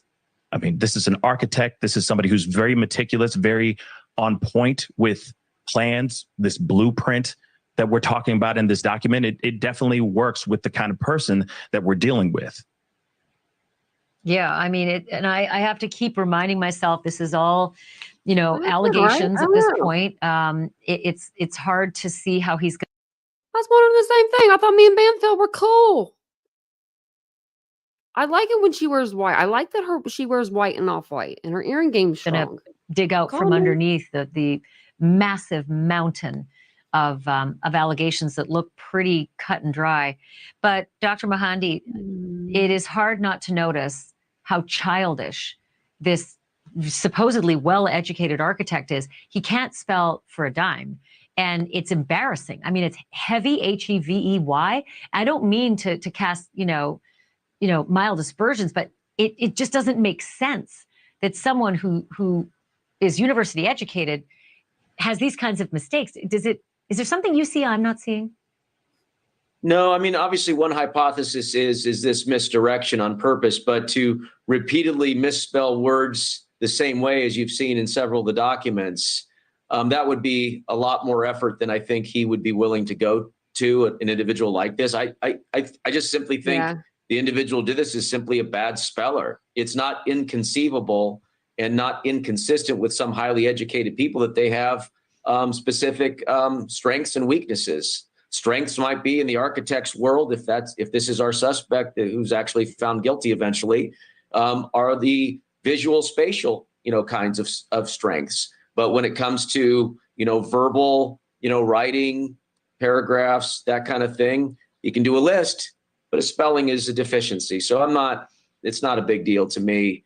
It's clear he knows what he's talking about. It's just one of those things that's going to be a signature that they'll find in other writings that he has, stylistically, that they will use to connect him further to these writings. Yeah. Didn't think about that. It's a great point. The signature writings and the spellings and the style and even the writing, analysis sometimes is pretty fascinating stuff. Dr. Mahandi, in a moment, I'm going to ask you about some of the more disturbing things that, came out in these documents. The fact that there was a request for supplies, including a crossbar to make a table stronger. And then something called a hard point, which I had to look up. It's very disturbing. It's the place where you would hook a victim to the ceiling to suspend in sexual bondage. I had to learn a lot of things I preferred not to know. And then also the hit harder so that you can take them down sooner. Playtime. I'm going to ask you about all of that in a moment. But first, I want Pascal to weigh in on whether you think this is now just a slam dunk, whether you think that there's no way to get. That's too much for Patty. She's like, all that hard stuff. I'm going to ask you that in a minute. We don't want to break Pascal. We don't want to break Pascal. Look at him smiling. Past everything that we've read, whether it's just game over for Rex Heuermann at this point. Ashley, I got to be honest. It's a wrap. That's what I truly think. But, weirder things have happened. Weirder things have happened in cases, but there is too much pitted against Rex Heuermann right now. It's a slam dunk. We can basically say we already know the results. We already know the verdict. Lock him up. Throw him, bury him under that prison. That's what I think. You don't think his defense attorney is going to do anything for him, Pascal? You don't think one or two. Pascal, you should have said something about maybe his defense attorney is going to get him off with this. Keep this story alive. Pascal. Things you can, as a defense attorney, say, well, a lot of coincidences here. And there could be, but when there's this, like I said, a mountain of coincidences, it becomes very unreasonable to think that is doubt. It becomes very unreasonable doubt as opposed to reasonable doubt. So Dr. Mahandi, the other part, the reason I wanted Pascal to answer that first was because jurors are average people. They don't live the world that the three of us live in. They don't read these documents all the time. They're oftentimes seeing these things for the first time, and it is hard to digest, even for seasoned people in the crime space. They're going to hate him. They're going to see these things about the mutilations of women's breasts and the carving out of their tattoos and their markings and their torture marks, where allegedly his documents say carve out their torture marks, make sure you get rid of them. They're going to hate him.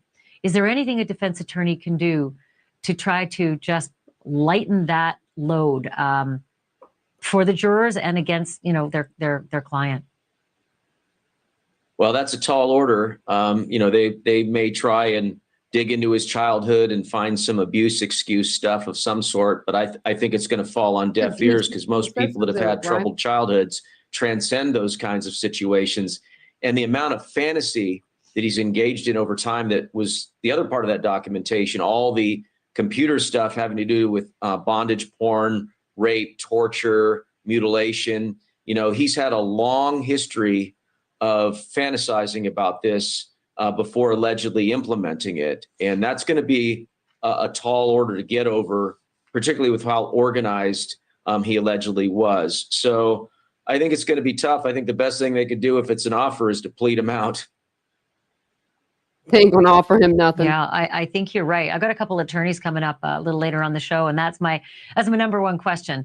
Is it all over but the plea at this point? Actually, to both of you, Dr. I lied. If they offer him a plea, if he says the unidentified Asian male, if the Peaches and her daughter, if he says I did those three, and I'll plead guilty to all of those, maybe they would do some sort of deal, but probably not. Chris Mahandi and Pascal Beauboeuf, thank you so much for your wisdom and your insight. And it's nice to see you again, Pascal. It's always nice to see you, Dr. Mahandi, but I just saw Pascal. So thank you both. Thanks for having me. Coming up next, we have a view of Rex Heuermann that no court filing nor any computer hard drive could ever give us. What was it like to date him? So hard to say those apparently, words. Nikki Brass. sounds like she met Pascal at CrimeCon, and then Pascal, that's my dog, and then somehow that's how they got connected. That's what it sounds like to me. Sorry, my eyelashes. Sat across My a eyes are table moving. from a man who police say was a sadistic serial killer. He tried to get her to come home with him. So what made her hesitate? What was it that may have saved her life? Nikki joins me live after a break with reaction to all of the terrifying details that she's also learning. Look at John Ray's pin. He can never be just a little, like he can never be like regular with his outfits. Just a regular old tie, suit and tie kind of guy. Not our John Ray. And her lawyer is with her next. A bug of some sort.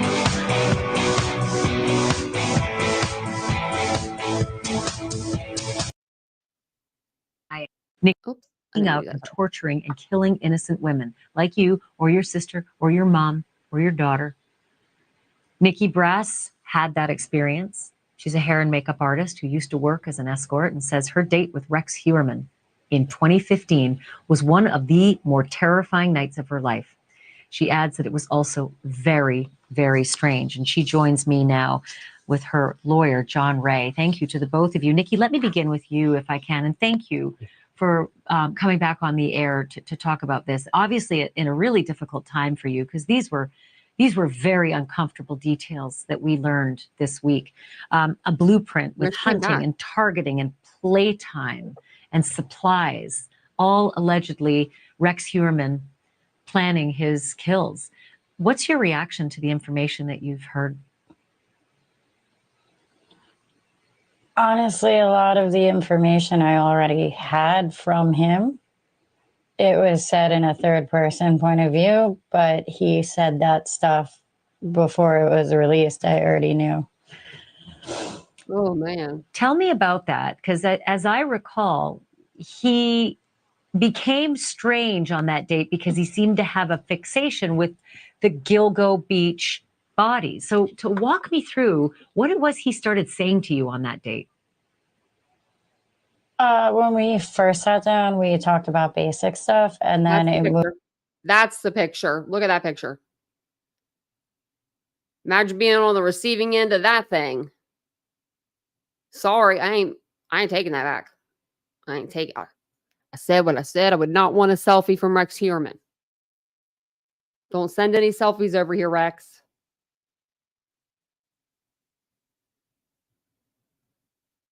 He doesn't look that big. Like, he doesn't look like he's like, you know what I mean? Like, as big as, I think he's like as big as he is. Like, he's 6'6", 280 or something. Moved to him asking if I knew anything about serial killers or was interested in it, which I did know a lot about serial killers. So we started talking about different. That one, he said, hey, would you just take a picture of me? I'm just kidding. Serial killers. After we talked about them, which that was like very much third person, just somebody who read about it talking. Then he asked if I had heard of the Gilgo Beach killings, which I'm from Long Island, so I have. And that's when he started to get weird, and it wasn't third person anymore. It seemed more like somebody who was like remembering and enjoying talking about it and just way too detailed. And he said things that like I didn't remember hearing in the news yet. Did his manner change? I mean, in the conversations you had when you first sat down, it seemed like it was kind of an innocuous shared interest in true crime. Lots of people like true crime. Did his manners? Yeah. Did his mannerisms change as you got into the Gilgo Beach murders? Yeah. Yeah, he leaned in, he got excited. It seemed like something he like very much wanted to talk about. But not even just talk about, you know, the look in someone's eyes when they're remembering something, when they're thinking about it, when they're trying to think about details. It was like that. It wasn't like somebody who read a book and was just spewing facts. It was somebody who was trying to act like they didn't live it. At what point, Nikki, did you realize that you needed to get out of there? Because as I understand it, he's asking you to come back to his home. And when you're saying no, he's suggesting he drives you to your home. What was your spidey sense that told you, beat it, get out of here? He had never offered to drive me to my home. He insisted, he asked me if I was going to go with him. He had showed me a white envelope, like implying it had money, but never showed me money. And then asked if I was going to go home with him. I was like really, really uncomfortable. By that point, I had already texted somebody to meet me outside. So I told him like, thank you for dinner, but no, thank you. And like, you could tell he was like visibly like annoyed. And he was like, well, why not? And trying to understand. I was like, trying to make excuses. So I was like, it's late. I really don't want to drive that far in the dark. And he was like, no. Like, you'd leave your car here. We'd go on mine. Why would we take 2 cars? Like, very insistent that if I go, I'm taking his car. Do you think that you could have been one of these victims? Yeah. If I went to his house, yes. It just gives me the chills to think that you had that strong sense to move on, to get out of there, and to ask for someone to meet with you. John Ray, can I ask you about Nikki's recollections and her encounter with Rex Heuermann? I'm curious if she will end up playing a part in any kind of prosecution if there is a trial. Look, if he pleads, then there's not going to be a trial. But if he doesn't plead and there is a trial, do you think Nikki is going to be a part of it? It's possible Nikki will be a part of it, but one thing that's notable that I just heard for the first time is that he pulled out this white envelope to pretend that there was money for her. He did exactly the same thing, according to the taxi cab driver who put him together with Shannon Gilbert at the Sayville Motor Lodge. He used a white envelope. And just today, as a result of all these issues, another woman called who had been stalked by him, and he did the same thing. He took a white envelope out and pretended there was money in it and tried to seduce her into staying with him for longer than an hour. Same modus operandi in all 3 situations. And by the way, we've talked about this greatly, and we really believe that there's an accomplice, at least one accomplice in this case. And if you look at your list that he made, these are checkoff lists to make sure he doesn't miss anything. That's what they are. And if you look at under his supplies, he has something that's a giveaway. He says hair, and he's very careful about everything he writes. He says hair nets, plural. 1 head, 1 hair net. Hair nets, more than 1 head. There's an accomplice involved in this. This man knows maybe, exactly John what he's Ray, as I checking look off. at it, I'm always looking at the benefit of the doubt, even in a case like this. But I think maybe this is for in case there's a rip, or in case this is multiple plans ahead. I have to leave it there, but I hope it's not our last conversation. Nikki, thank you so much for coming on. I know this is tough stuff. I'd love to keep in touch with you. And John Ray, as always, I really appreciate your input. Thank you. As always. Thank you. Thank you. All right, so coming up in just a moment, in a Long Island community of well-kept lawns and very friendly neighbors, there too. What did, as might just, Rex Heuermann lived actually his whole life. Though the folks there would really prefer that it was known for some of the other native sons, shall we say. Like some pretty famous people lived there. Jerry Seinfeld, the Baldwin brothers, Dee Snider from Twisted Sister. Even that last one there, Joey Buttafuoco. So that was kind of a blight, but not this kind of blight on the neighborhood. The homes are neat, the lawns are mowed, and the neighbors are friendly. And then you got Heuermann's house. Look at the next door neighbor's manicured lawn. Look at the one in front. Oh my gosh. You really did have that house. Even the grass was bad. Oh my gosh. No. Mm-mm. Then there's the rundown house that Rex Heuermann grew up in and where his family still lives. It's a shabby red bungalow that police would search from cellar to rafter, not just once, but twice so far. The neighbors have said that it was so odd that a New York City architect, whom they would see every day in a suit and tie, heading off to work, carrying a briefcase. It would be odd that he would live in such a creepy, ramshackle place. As for the Heuermanns themselves, the cashier at the local grocery store called them joyless. And the deli clerk said that Rex was weird. I believe that. My next guest was a neighbor of the The Heuermann joyless family who part. had his own run-ins with a man who would later become an alleged serial killer. Jimmy Mack, welcome so much. This is great to have you because very few of us can understand anything except what we're seeing on paper, but you know the man. Tell me about this really bizarre encounter you had. He freaked out about your car being parked, and it's parked in your own driveway, as I recall. Yeah, so I live kind of like right by the train station where he lived. So I guess I'm 2 blocks over and 2 blocks down from him, right by the train station. So I just happened to be sitting on my porch the night we had the incident, and I could hear him talking on the corner. He was saying something about, here we go again. He had mentioned something about the girls, which kind of caught my attention, but people walk by there all the time. They're on their phone, so I'm not really thinking about it. About a minute later, I still hear him talking, but he's like directly in front of my house. So now when I stand up on the porch, he's looking directly at my house. So I don't think he expected me to be there. And I certainly didn't expect him to be like looking at my house. So that's when I said, I'm like, are you talking to me? And he goes, yeah. He goes, I warned the girls about the call one time. He goes, now you're going to I'll be back. And now you're going to understand. Warned the girls. What does that mean? I've warned the girls about the car. Well, later on, we found out looking back, I guess maybe like 2 weeks before that, my ex's husband had dropped off the daughter and he was kind of sticking out. The car was like where the walkway is. So he had to walk around the car. So apparently there was an incident like 2 weeks before that. Not a big deal. Nothing happened of it. But I guess looking back, that's what we think it was. Well, the problem was when he said, oh no, I'm going to handle it and I'll be back. He said it so nonchalantly. It wasn't like we were in an argument. And I'm just thinking in my head, like, something's not right here. So that's when I started walking down the block and I kind of blocked them off. Like, you're not going anywhere, man. If you have an issue, we'll handle our business now, And We'll get in a fight with Rex. it got pretty heated and all the neighbors, the lights went on, the phone started ringing, everybody's calling me. They realized it was me. Wow.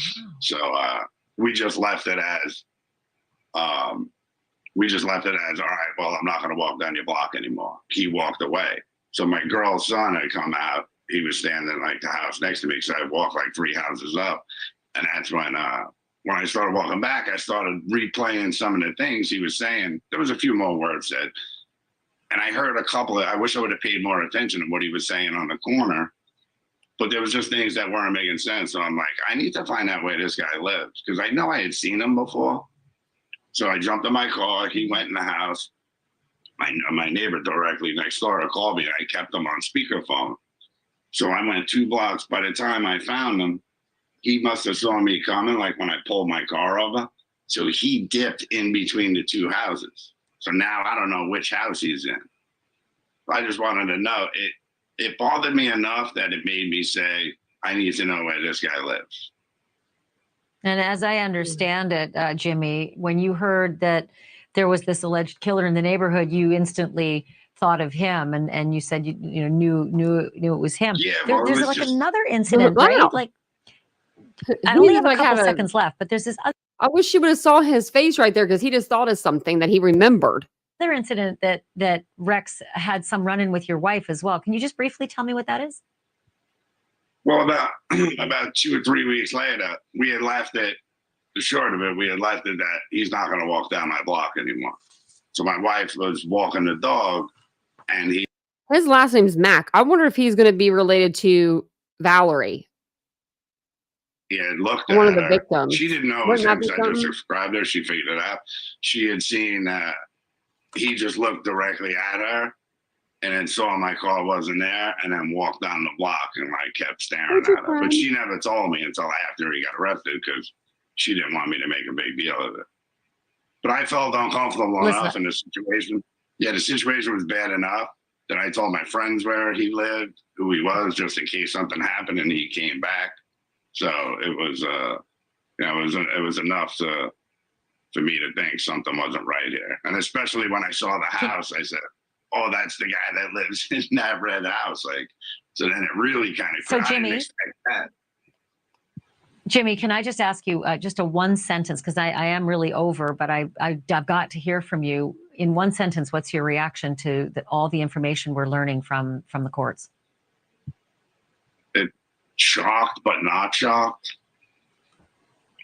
Wow, being that says a lot. Yeah. That's all she After needs to running know. Says a lot. ahead with them, yeah. Jimmy Mack, I will be calling on you again. I don't think we're done with this story, but thank you so much for doing this, especially on a Friday night. Appreciate it. No worries. Thanks for having me. All right. Thank Oh, you so yeah, much. And it's coming up right. next, folks, more of Rex Heuermann's so-called blueprint for murder. Attorney, can it all be explained? Oh, is this case just getting started? That's next. Okay, I'm Heuermann's trying to go after so-called the planning commercial. document. Hard point. And if you know right away what those two words mean together, then apparently you and I travel in very different circles.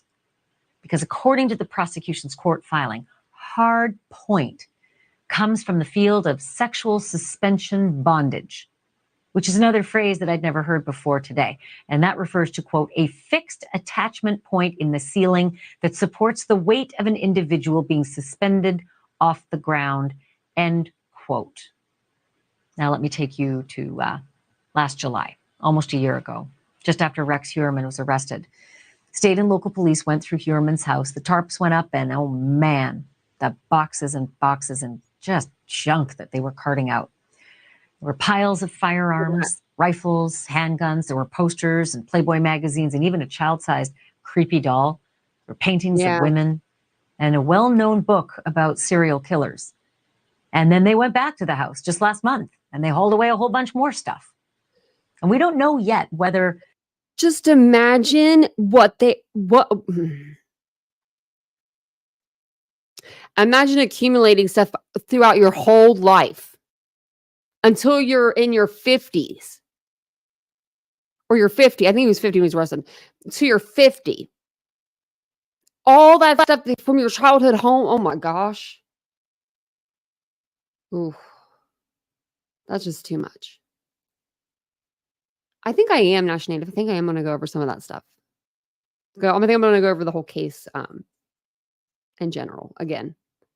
But yeah, because she's on that website too. And I was like, dang, there's a lot of stuff on this website. That's got a lot of good information on those sites. The one I put in the chat. But yeah, I mean, this guy never threw nothing away. Like nothing. Like, where do you walk? It's giving me a panic attack. It's giving me anxiety. That includes any of the specific items. I couldn't even go in there and fix that.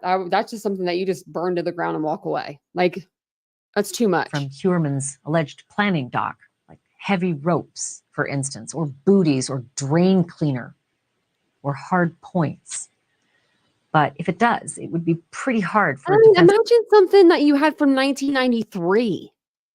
You know, like trying to find the, oh man. Attorney to later claim in court that that grisly how-to manual was just fantasy. Or actually, would it be?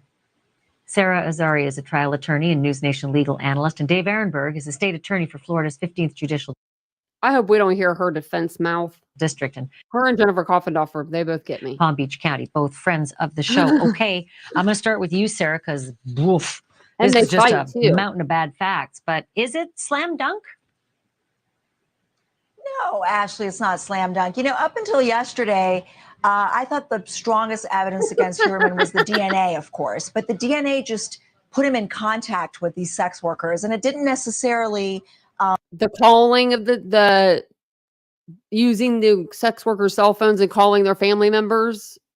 Make it murderous, right? But the blueprint that you just referenced really threw a wrench in this case. But to me, it's still not slam dunk because, as you said, it could be a sick fantasy. But more importantly, the defense needs an opportunity to take a very deep forensic dive into this case. What device did this come from? When was it created? Who created it? Then they're talking about deletions, right? That he had some sort of a forensic, sort of a whatever machine, whatever software that was deleting documents. Well, was he deleting other things? I mean, some people like me delete things. They empty their trash can multiple times a day. So context matters. Prosecutors come in with these snapshots, and prima facie, it looks horrendous for him. And it really sort of ties in the DNA with the torture, murder, and then now we've got 2 people dismembered, and it's terrible. But again, his wife's DNA is on the bodies too. The defense needs to do a deep forensic dive, figure out how this document was uncovered. And remember, Ashley, that the defense is pointing the finger at that initial investigator who was fired due to corruption. And they're saying that there were 1 or more other suspects that were not followed up on. So, that I feel we like don't know where the defense is going. Yeah, I feel like the only way this documentation's gonna go over in a courtroom is if it just doesn't go into that courtroom at all, if it's suppressed. But Dave Ehrenberg, the one thing that just I can't get out of my mind is the blueprint for removing the torture marks and the tattoos and the sexual gratification and the playtime and the nipples are missing and all these awful things that match the bodies. That the blueprint matches the actual markings on the bodies. How do you get past that? You don't. That blueprint is devastating. Also, when combined with the DNA evidence, which is really powerful, and the evidence of the burner phones tied to Rex Heuermann, I mean, this is a really good case. That body prep section within this planning document, Ashley, includes a note, as you correctly said, to remove the head and hands, which clearly relates to 2 victims, Jessica Taylor and Valerie Max Remains. That's how they were found, decapitated and dismembered at their arms below their elbows. And then you have this section about removing tattoos. Well, guess what? That was Jessica Taylor's body where he removed the tattoo, allegedly, so that that she could not be identified. So yes, it looks like this killer is following this game plan, and the game plan was found on Rex Heuermann's computer. I have 10 seconds left, 5 seconds for each of you. Plea deal, Sarah? Yes or no? Is it going to happen? Maybe, maybe not. I think, we're still in discovery. Discovery yields more investigation and more discovery. And so at some point, maybe. Got to go yes or no, because I'm 20 seconds to the end of the show, Sarah. I love you to pieces, but it's a yes or no only. Not yet. Quick, Dave, yes or no? Plea deal? Okay, not yet. No, Dave, no way. yes or no? No way. Ooh, wow. Okay. Have you both back, see how this goes. Thank you to both of you. So appreciate it. Sarah Azari and Dave Ehrenberg, as always. And for us, thank you all for joining us. We are flat out of time, but is it really possible that Rex Heuermann's wife and kids could have no idea about this? Wow. How about exit out of here? How about exit out of the studio instead of exiting out of the video? Wow, that would have been bad. Good thing it pops up like a window and it says do you want to exit? Are you sure? Well, there's gonna be a big one tomorrow, BB Diamond. There's gonna be so they're gonna have a press conference tomorrow. That's we're getting ready for it. We're getting ready for it. I'm ready. I'm ready to find out what they have to say. I gotta get some sleep. Look at that. I like doing this. This is what we should start doing more often. Do the case before if there's a press conference the night before, because then it'll get us ready to hear the press conference. You know what I mean? I don't know. I'm ready to listen to it now. I want to know what they have. Hey, Classic One. So tomorrow I think that let me bring it up actually WFLA because I'll forget in the morning. I'll just be I can see me now. I'll be tired. I used to wake up so early, so early, in the middle of the night early. And now I've been sleeping until about 8. So that's about the same time as that I'll need to anyway. I'll have to wake up about around 8 o'clock tomorrow. So I think that it is tomorrow sorry. I was seeing if they had it up yet. No, they don't. Okay, so WFLA had streamed it last time, so we'll probably watch it through them. If not, we'll find another local station, that has it on. But I want to just at least have it up. That way it's up and it's ready to go 4 in the morning. I don't know if I have any other updates for you. Oh, yeah, so 3 months ago, press conference, they had streamed it. The last press conference, I don't know why it was so long, but they talked about it and stuff probably afterwards because it was 3 hours. I'm like, 3 hours? What do they need to talk about for 3 hours? But yeah, I think that's all I have for you. And tomorrow we'll go over the press conference. And I want to get back into Maddie Soto's case, but I thought there was another update I wanted to give you guys first, but I don't think there is.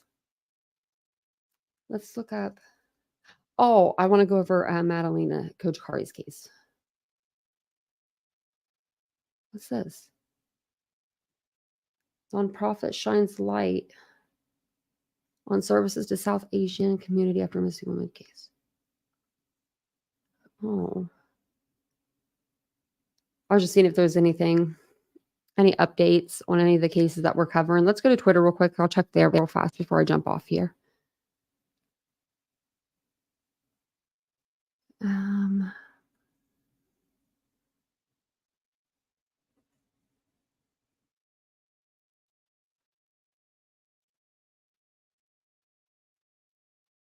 don't see anything. Nope. Just Kohlberger was transported. I think he was transported by plane, you were saying. Let me show you his mugshot here. Is anyone? He's not sitting down anymore. Got him standing up. Got him in maroon.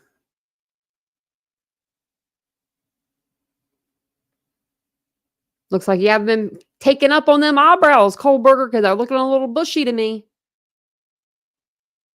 Looking a little bushy. Look, they don't even have you hold the sign anymore. They have it all photo printed or watermarked on the sign.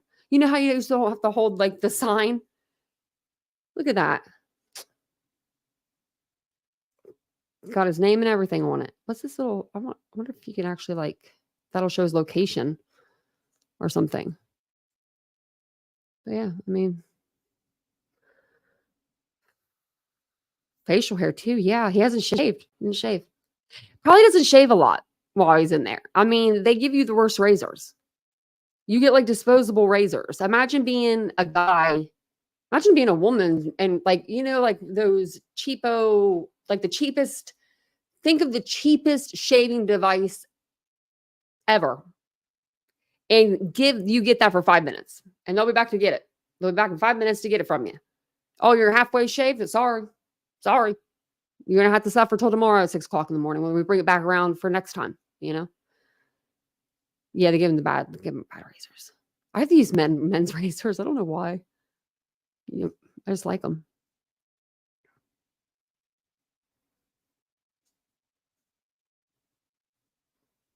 That's a good thing. I like that, Aries. I was reading your comment. He has the Ted Bundy look. He does, doesn't he, Sheba?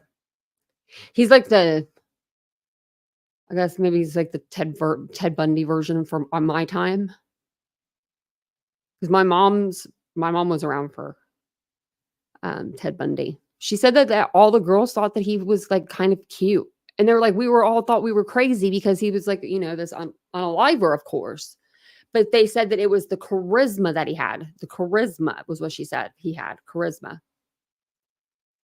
I don't see it in Kohlberger. He doesn't talk as much. You know what I mean? Oh, Teddy talked too much. Tomorrow is Monday. You hate Mondays? Oh, yeah, Mondays are sometimes a little crappy, but you know. My mom passed. She would have been 60, 70. Wait. I have to do that with my fingers. 72. I don't know why I had to count that with I don't know why I had to count that with my hands, but I did. I couldn't picture her at 72. She'd be mad. She would be mad right now. Like she would be like, she would not like this kind of, she would not be appreciating it. I love my mom to death. I love her so much. I could just picture her with like everything going on in 2020. That we wouldn't have survived. one of us wouldn't have survived through 2020 if we were both here. I just have a feeling because we were the type that could not be apart. And I could see something happening like that year, especially where it would have to take us apart. And then something, I just, oh, no, man, your mom's 96. That doesn't look like it. People say, classic one, 96. Oh my gosh. She's the classic one. She should give her your name. 96. She's probably got the best stories. Oh man. Wow. That's awesome. I wish my mom could have lived to be 96, but I don't know. She'd probably by 90, she'd be like, just let me go. You know, my mom was crazy. My mom was crazy. She lived enough lives for all of us. She's like a cat.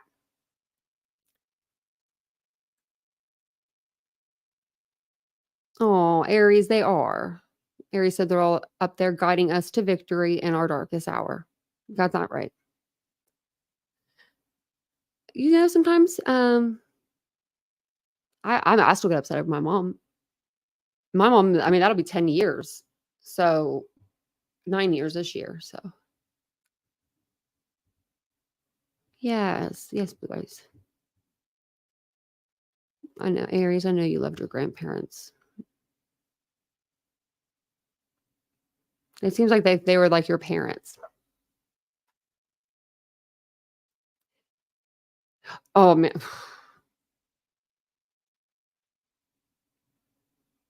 If he wasn't 16, I would think so. Or if there's a way to like do that, like even though he was like 10 or something, you know, or 6 at the time, she could slip in there. She definitely would, because she used to say she wants to come back as a cat. She used to say that when I die, if we're reincarnated, I want to come back as a rich person's cat. That's what she used to say, a rich person's cat. I guess, she didn't want that street life. She didn't want that street life. She wanted to sit on someone's pillow and just be like pampered all day, and just be a cat. So yeah, I could definitely see that. My boy cat could be my father though, reincarnated. God, that could be. I literally got him right after my dad died. Like the same year. Man, I could see that. My cat's crazy.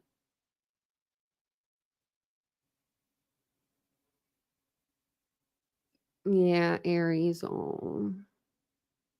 And it would too. We need you around. Some over 103 years old. I was thinking about that earlier today. I was thinking about like just the next like 20 years, next 30 years, do I have 40 years? Do I have 50 years? I was thinking about that today. I don't know why. I think of the weirdest things. I think we all think of those things, But I was just pondering those thoughts today. Like, my birthday's coming up next month, so that might be it too. Nash knows that my cat kicks the dog out of his own bed. That's what I don't have them with me right now. My dogs. I sent them out there because I thought they had to use the restroom, but now they're at the door. But the cat has been laying in this bed, and so the dog will come in. She'll look at the cat, and I'm like, don't you even bother him. Don't bother him. Mm-hmm.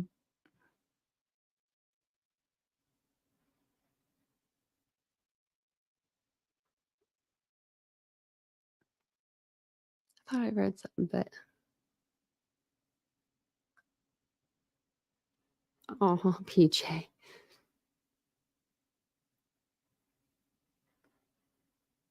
'89. Wow.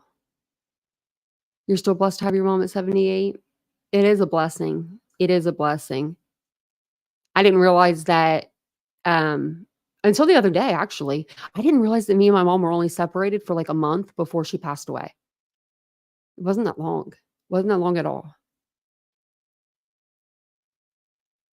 My name, I got my name. I just thought of it one day. But I got it because I made of metal. So that's probably what you meant. I was in a bad car accident. So I have like titanium metal, like in my face, it's all in my face. It's all in my legs, in my foot, in my wrist. It's everywhere. It's everywhere. So I don't really talk to my family, Aries. They need to, I need to actually get a hold of them more often. I need to go down there or they actually need to come up here to see me because I go there all the time. How long did it take before I got back in the car? I got back in the car a month and a half later after because I had to drive home. So they had to drive me home. And so my brother, came and he drove me because he wanted to make sure that I was okay. I thought that was very sweet. Yeah, my brother really was really there for me a lot. So my brother, I got in a car with him. Then I didn't get into a car probably for another few weeks. No, probably a week. Maybe not even a week because I had to go back up to the hospital. So I was back in a car pretty fast. And then the second time I rode with one of my best friends. She's like my second mom. Her name is Victoria. And so we drove. And as we're driving to Columbus, we're on the highway, downtown Columbus.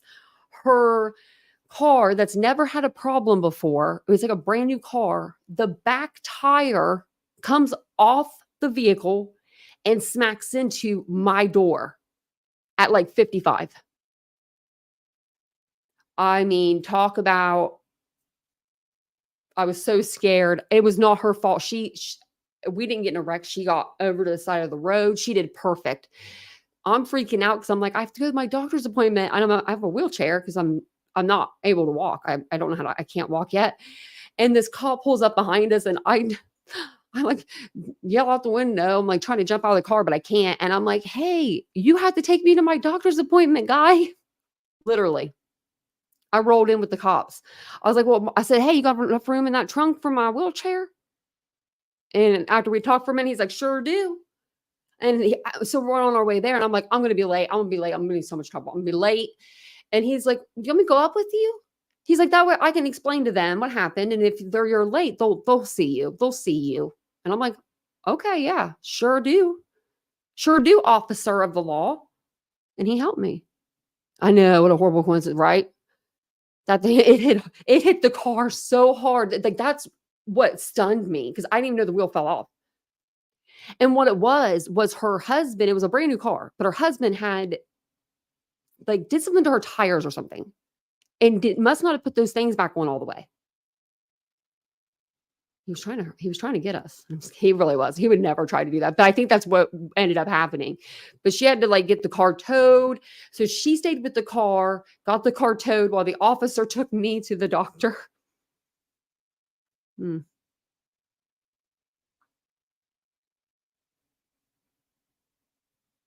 Oh, I'm sorry, Aries.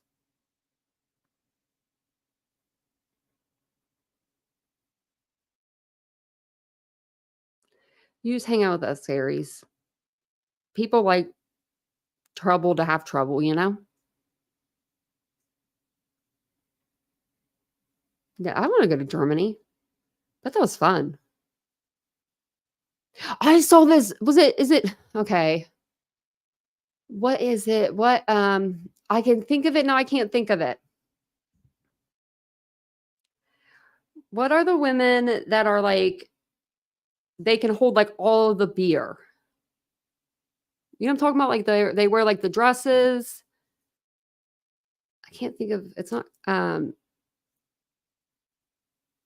I just saw this on Twitter. It was a video of this woman and it was carrying, it was in a different country. She was carrying 13,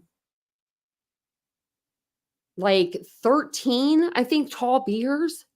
Those ones with the handle. It was on Twitter. I wish I could find that Twitter post because I was like, whoa. I was just sitting there staring at the video. And it was 13 of them. It was a different country. And she has 6 beers, and then she holds them by the handle.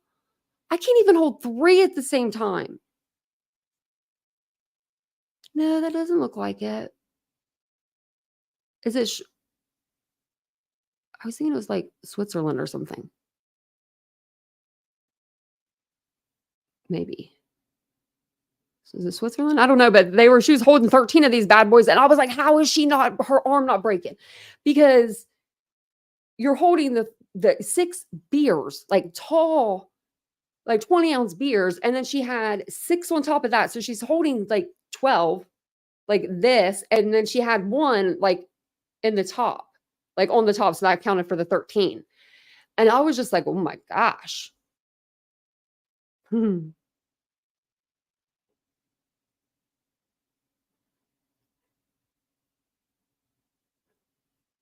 Yeah, I could see that, Aries. I can barely hold one beer without dropping it. This woman at 13, I was like, oh my gosh. It reminded me of like just like of women, like, you know, like you see the pictures of like the women are holding the beers like this, but this woman was like holding them like where they were stacked like that. And I was just like, no way, Jose. I used to serve with the big trays and I thought those were heavy, let alone carry all those drinks. And then she sat them all down and I thought they were going to be for the same table, right? Like all 13 drinks, big table or something. No, it was literally like 1 or 2 beers she sat down and then she grabbed the rest of them and she kept walking. It might have been. Oh yeah, Blue Eyes. Yeah, might have been. I don't know. Was it Oktoberfest? I just was like, oh my gosh. When I saw it, I was just like, you know, more power to that lady. Better give her a big old tip.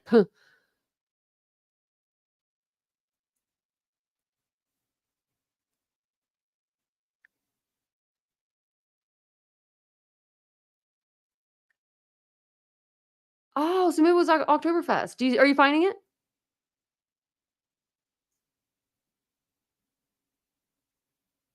Yeah, maybe it was Oktoberfest. If you see the lady carrying the 13 beers, that's her. And she's just sitting there watching them get like porn in the beginning. And there's other servers that are like, I only need 1 beer, lady. You could tell by the look on their faces. They're like, I only need 1. Yeah, I don't know why she's live. I wonder why. Probably. Well, maybe to get watch hours up or like hours up. I mean, I don't know. There's a lot of people that were live today, like multiple times. Weird. I don't know. Even like Voices is even like live. I'm just looking at people that are on the live tab. I've unsubbed and resubbed to so many different people. Like, I've never subscribed to her, but that's why I don't know if anyone, like, who's all live and who's all doing what. Because I've been kind of going through my subscription list, but I was just reading this chat. Okay. Yeah, I don't know. I think that's all I have for you guys for Long Island, though. For now, you know, we'll come back tomorrow and we'll listen to the press conference and all of those fun things.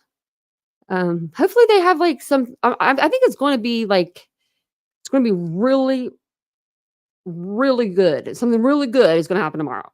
Like something good's going to happen. I don't know. I just have good faith. I have good faith. I think they're going to like either identify a new like a victim that they've already had. You know, they're going to identify somebody, which that's good news. They're going to maybe put another charge on Rex Heuermann, which is good news if they have bodies, you know. I just think it's going to be good news. Now, this ain't going to be like a John Ray kind of press conference neither. This is like the Attorney General. So this is going to be good. This is going to be good. So it's going to be at 10 a.m. So I think that I'll come on at like 9:30, 9:35, something like that. I'll make the live, make it tonight, or maybe I'll make it in the morning. I'll make it tonight or in the morning because it'll only take me a couple minutes to get it put on. A Philadelphia Glassstein at a German October event is typically 5 pounds. 13 and there are 5 pounds. I could see 5 pounds. I could see that. Wow. You guys are finding the video really fast. Man. Was it like really that like, yeah. Was it a year ago? It looks like it. Maybe it was a year ago. It was a year ago. Wonder how this just now got onto my time card or my time feed. Okay, let me play this for you because it shows the video. Like, look at this lady. I cannot believe this. Y'all are going to be impressed. Y'all are about to be impressed. And I don't even drink beer, and I want to go here just to order some beers. But I will say, they kind of, whoever got some of them beers, I would be like, you better be pouring some more beer into this, because there's a lot of foam on some of them beers. There's like half foam. I will say that.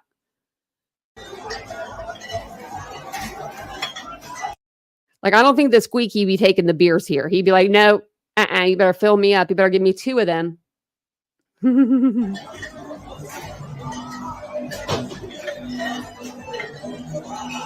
Look at the people standing behind her.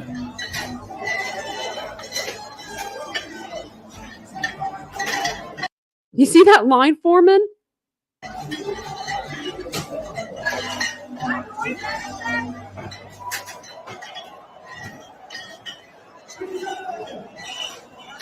Look at how small she is.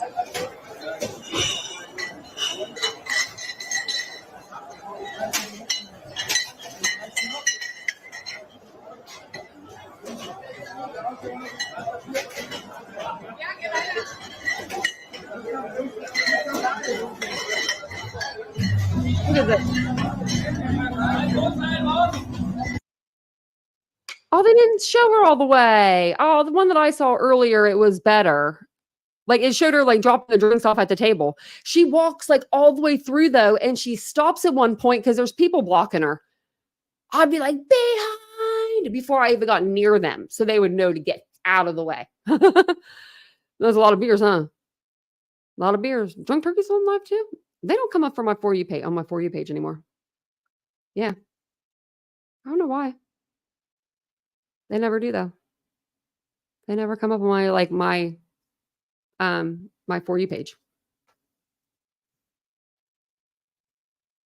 Yeah, beer everywhere. Me too, Nash Native, and broken glass. And my paycheck would be going right to the manager. It'd be a lot. If that's 5, oh my, that's a lot of weight, honey. That just holding a lot of weight. Okay, well, I'm gonna jump off here. Thank you for being here tonight. I didn't realize I'm already 2.5 hours in. We'll have to let puppies out. Actually, I don't hear them anymore. Maybe they went out. But okay. I was gonna say, dang, they don't even come up on my For You page anymore neither. Because I was saying, I've only ever blocked like one person. I think 2 people from coming up on my For You page. You can do it with the little 3 dots right there. I love those 3 little dots. But thank you guys for being here tonight. I'll be back tomorrow morning, 9:35, around 9:45, 9:35, 9:45. But we'll be on to talk Long Island or Gilgo Beach, Rex Heuermann press conference, and all that. If I don't see you, I hope you have a good Monday morning and a Monday. If I don't see you tomorrow night either. So have a good night. I'll see you guys all tomorrow. Bye, guys.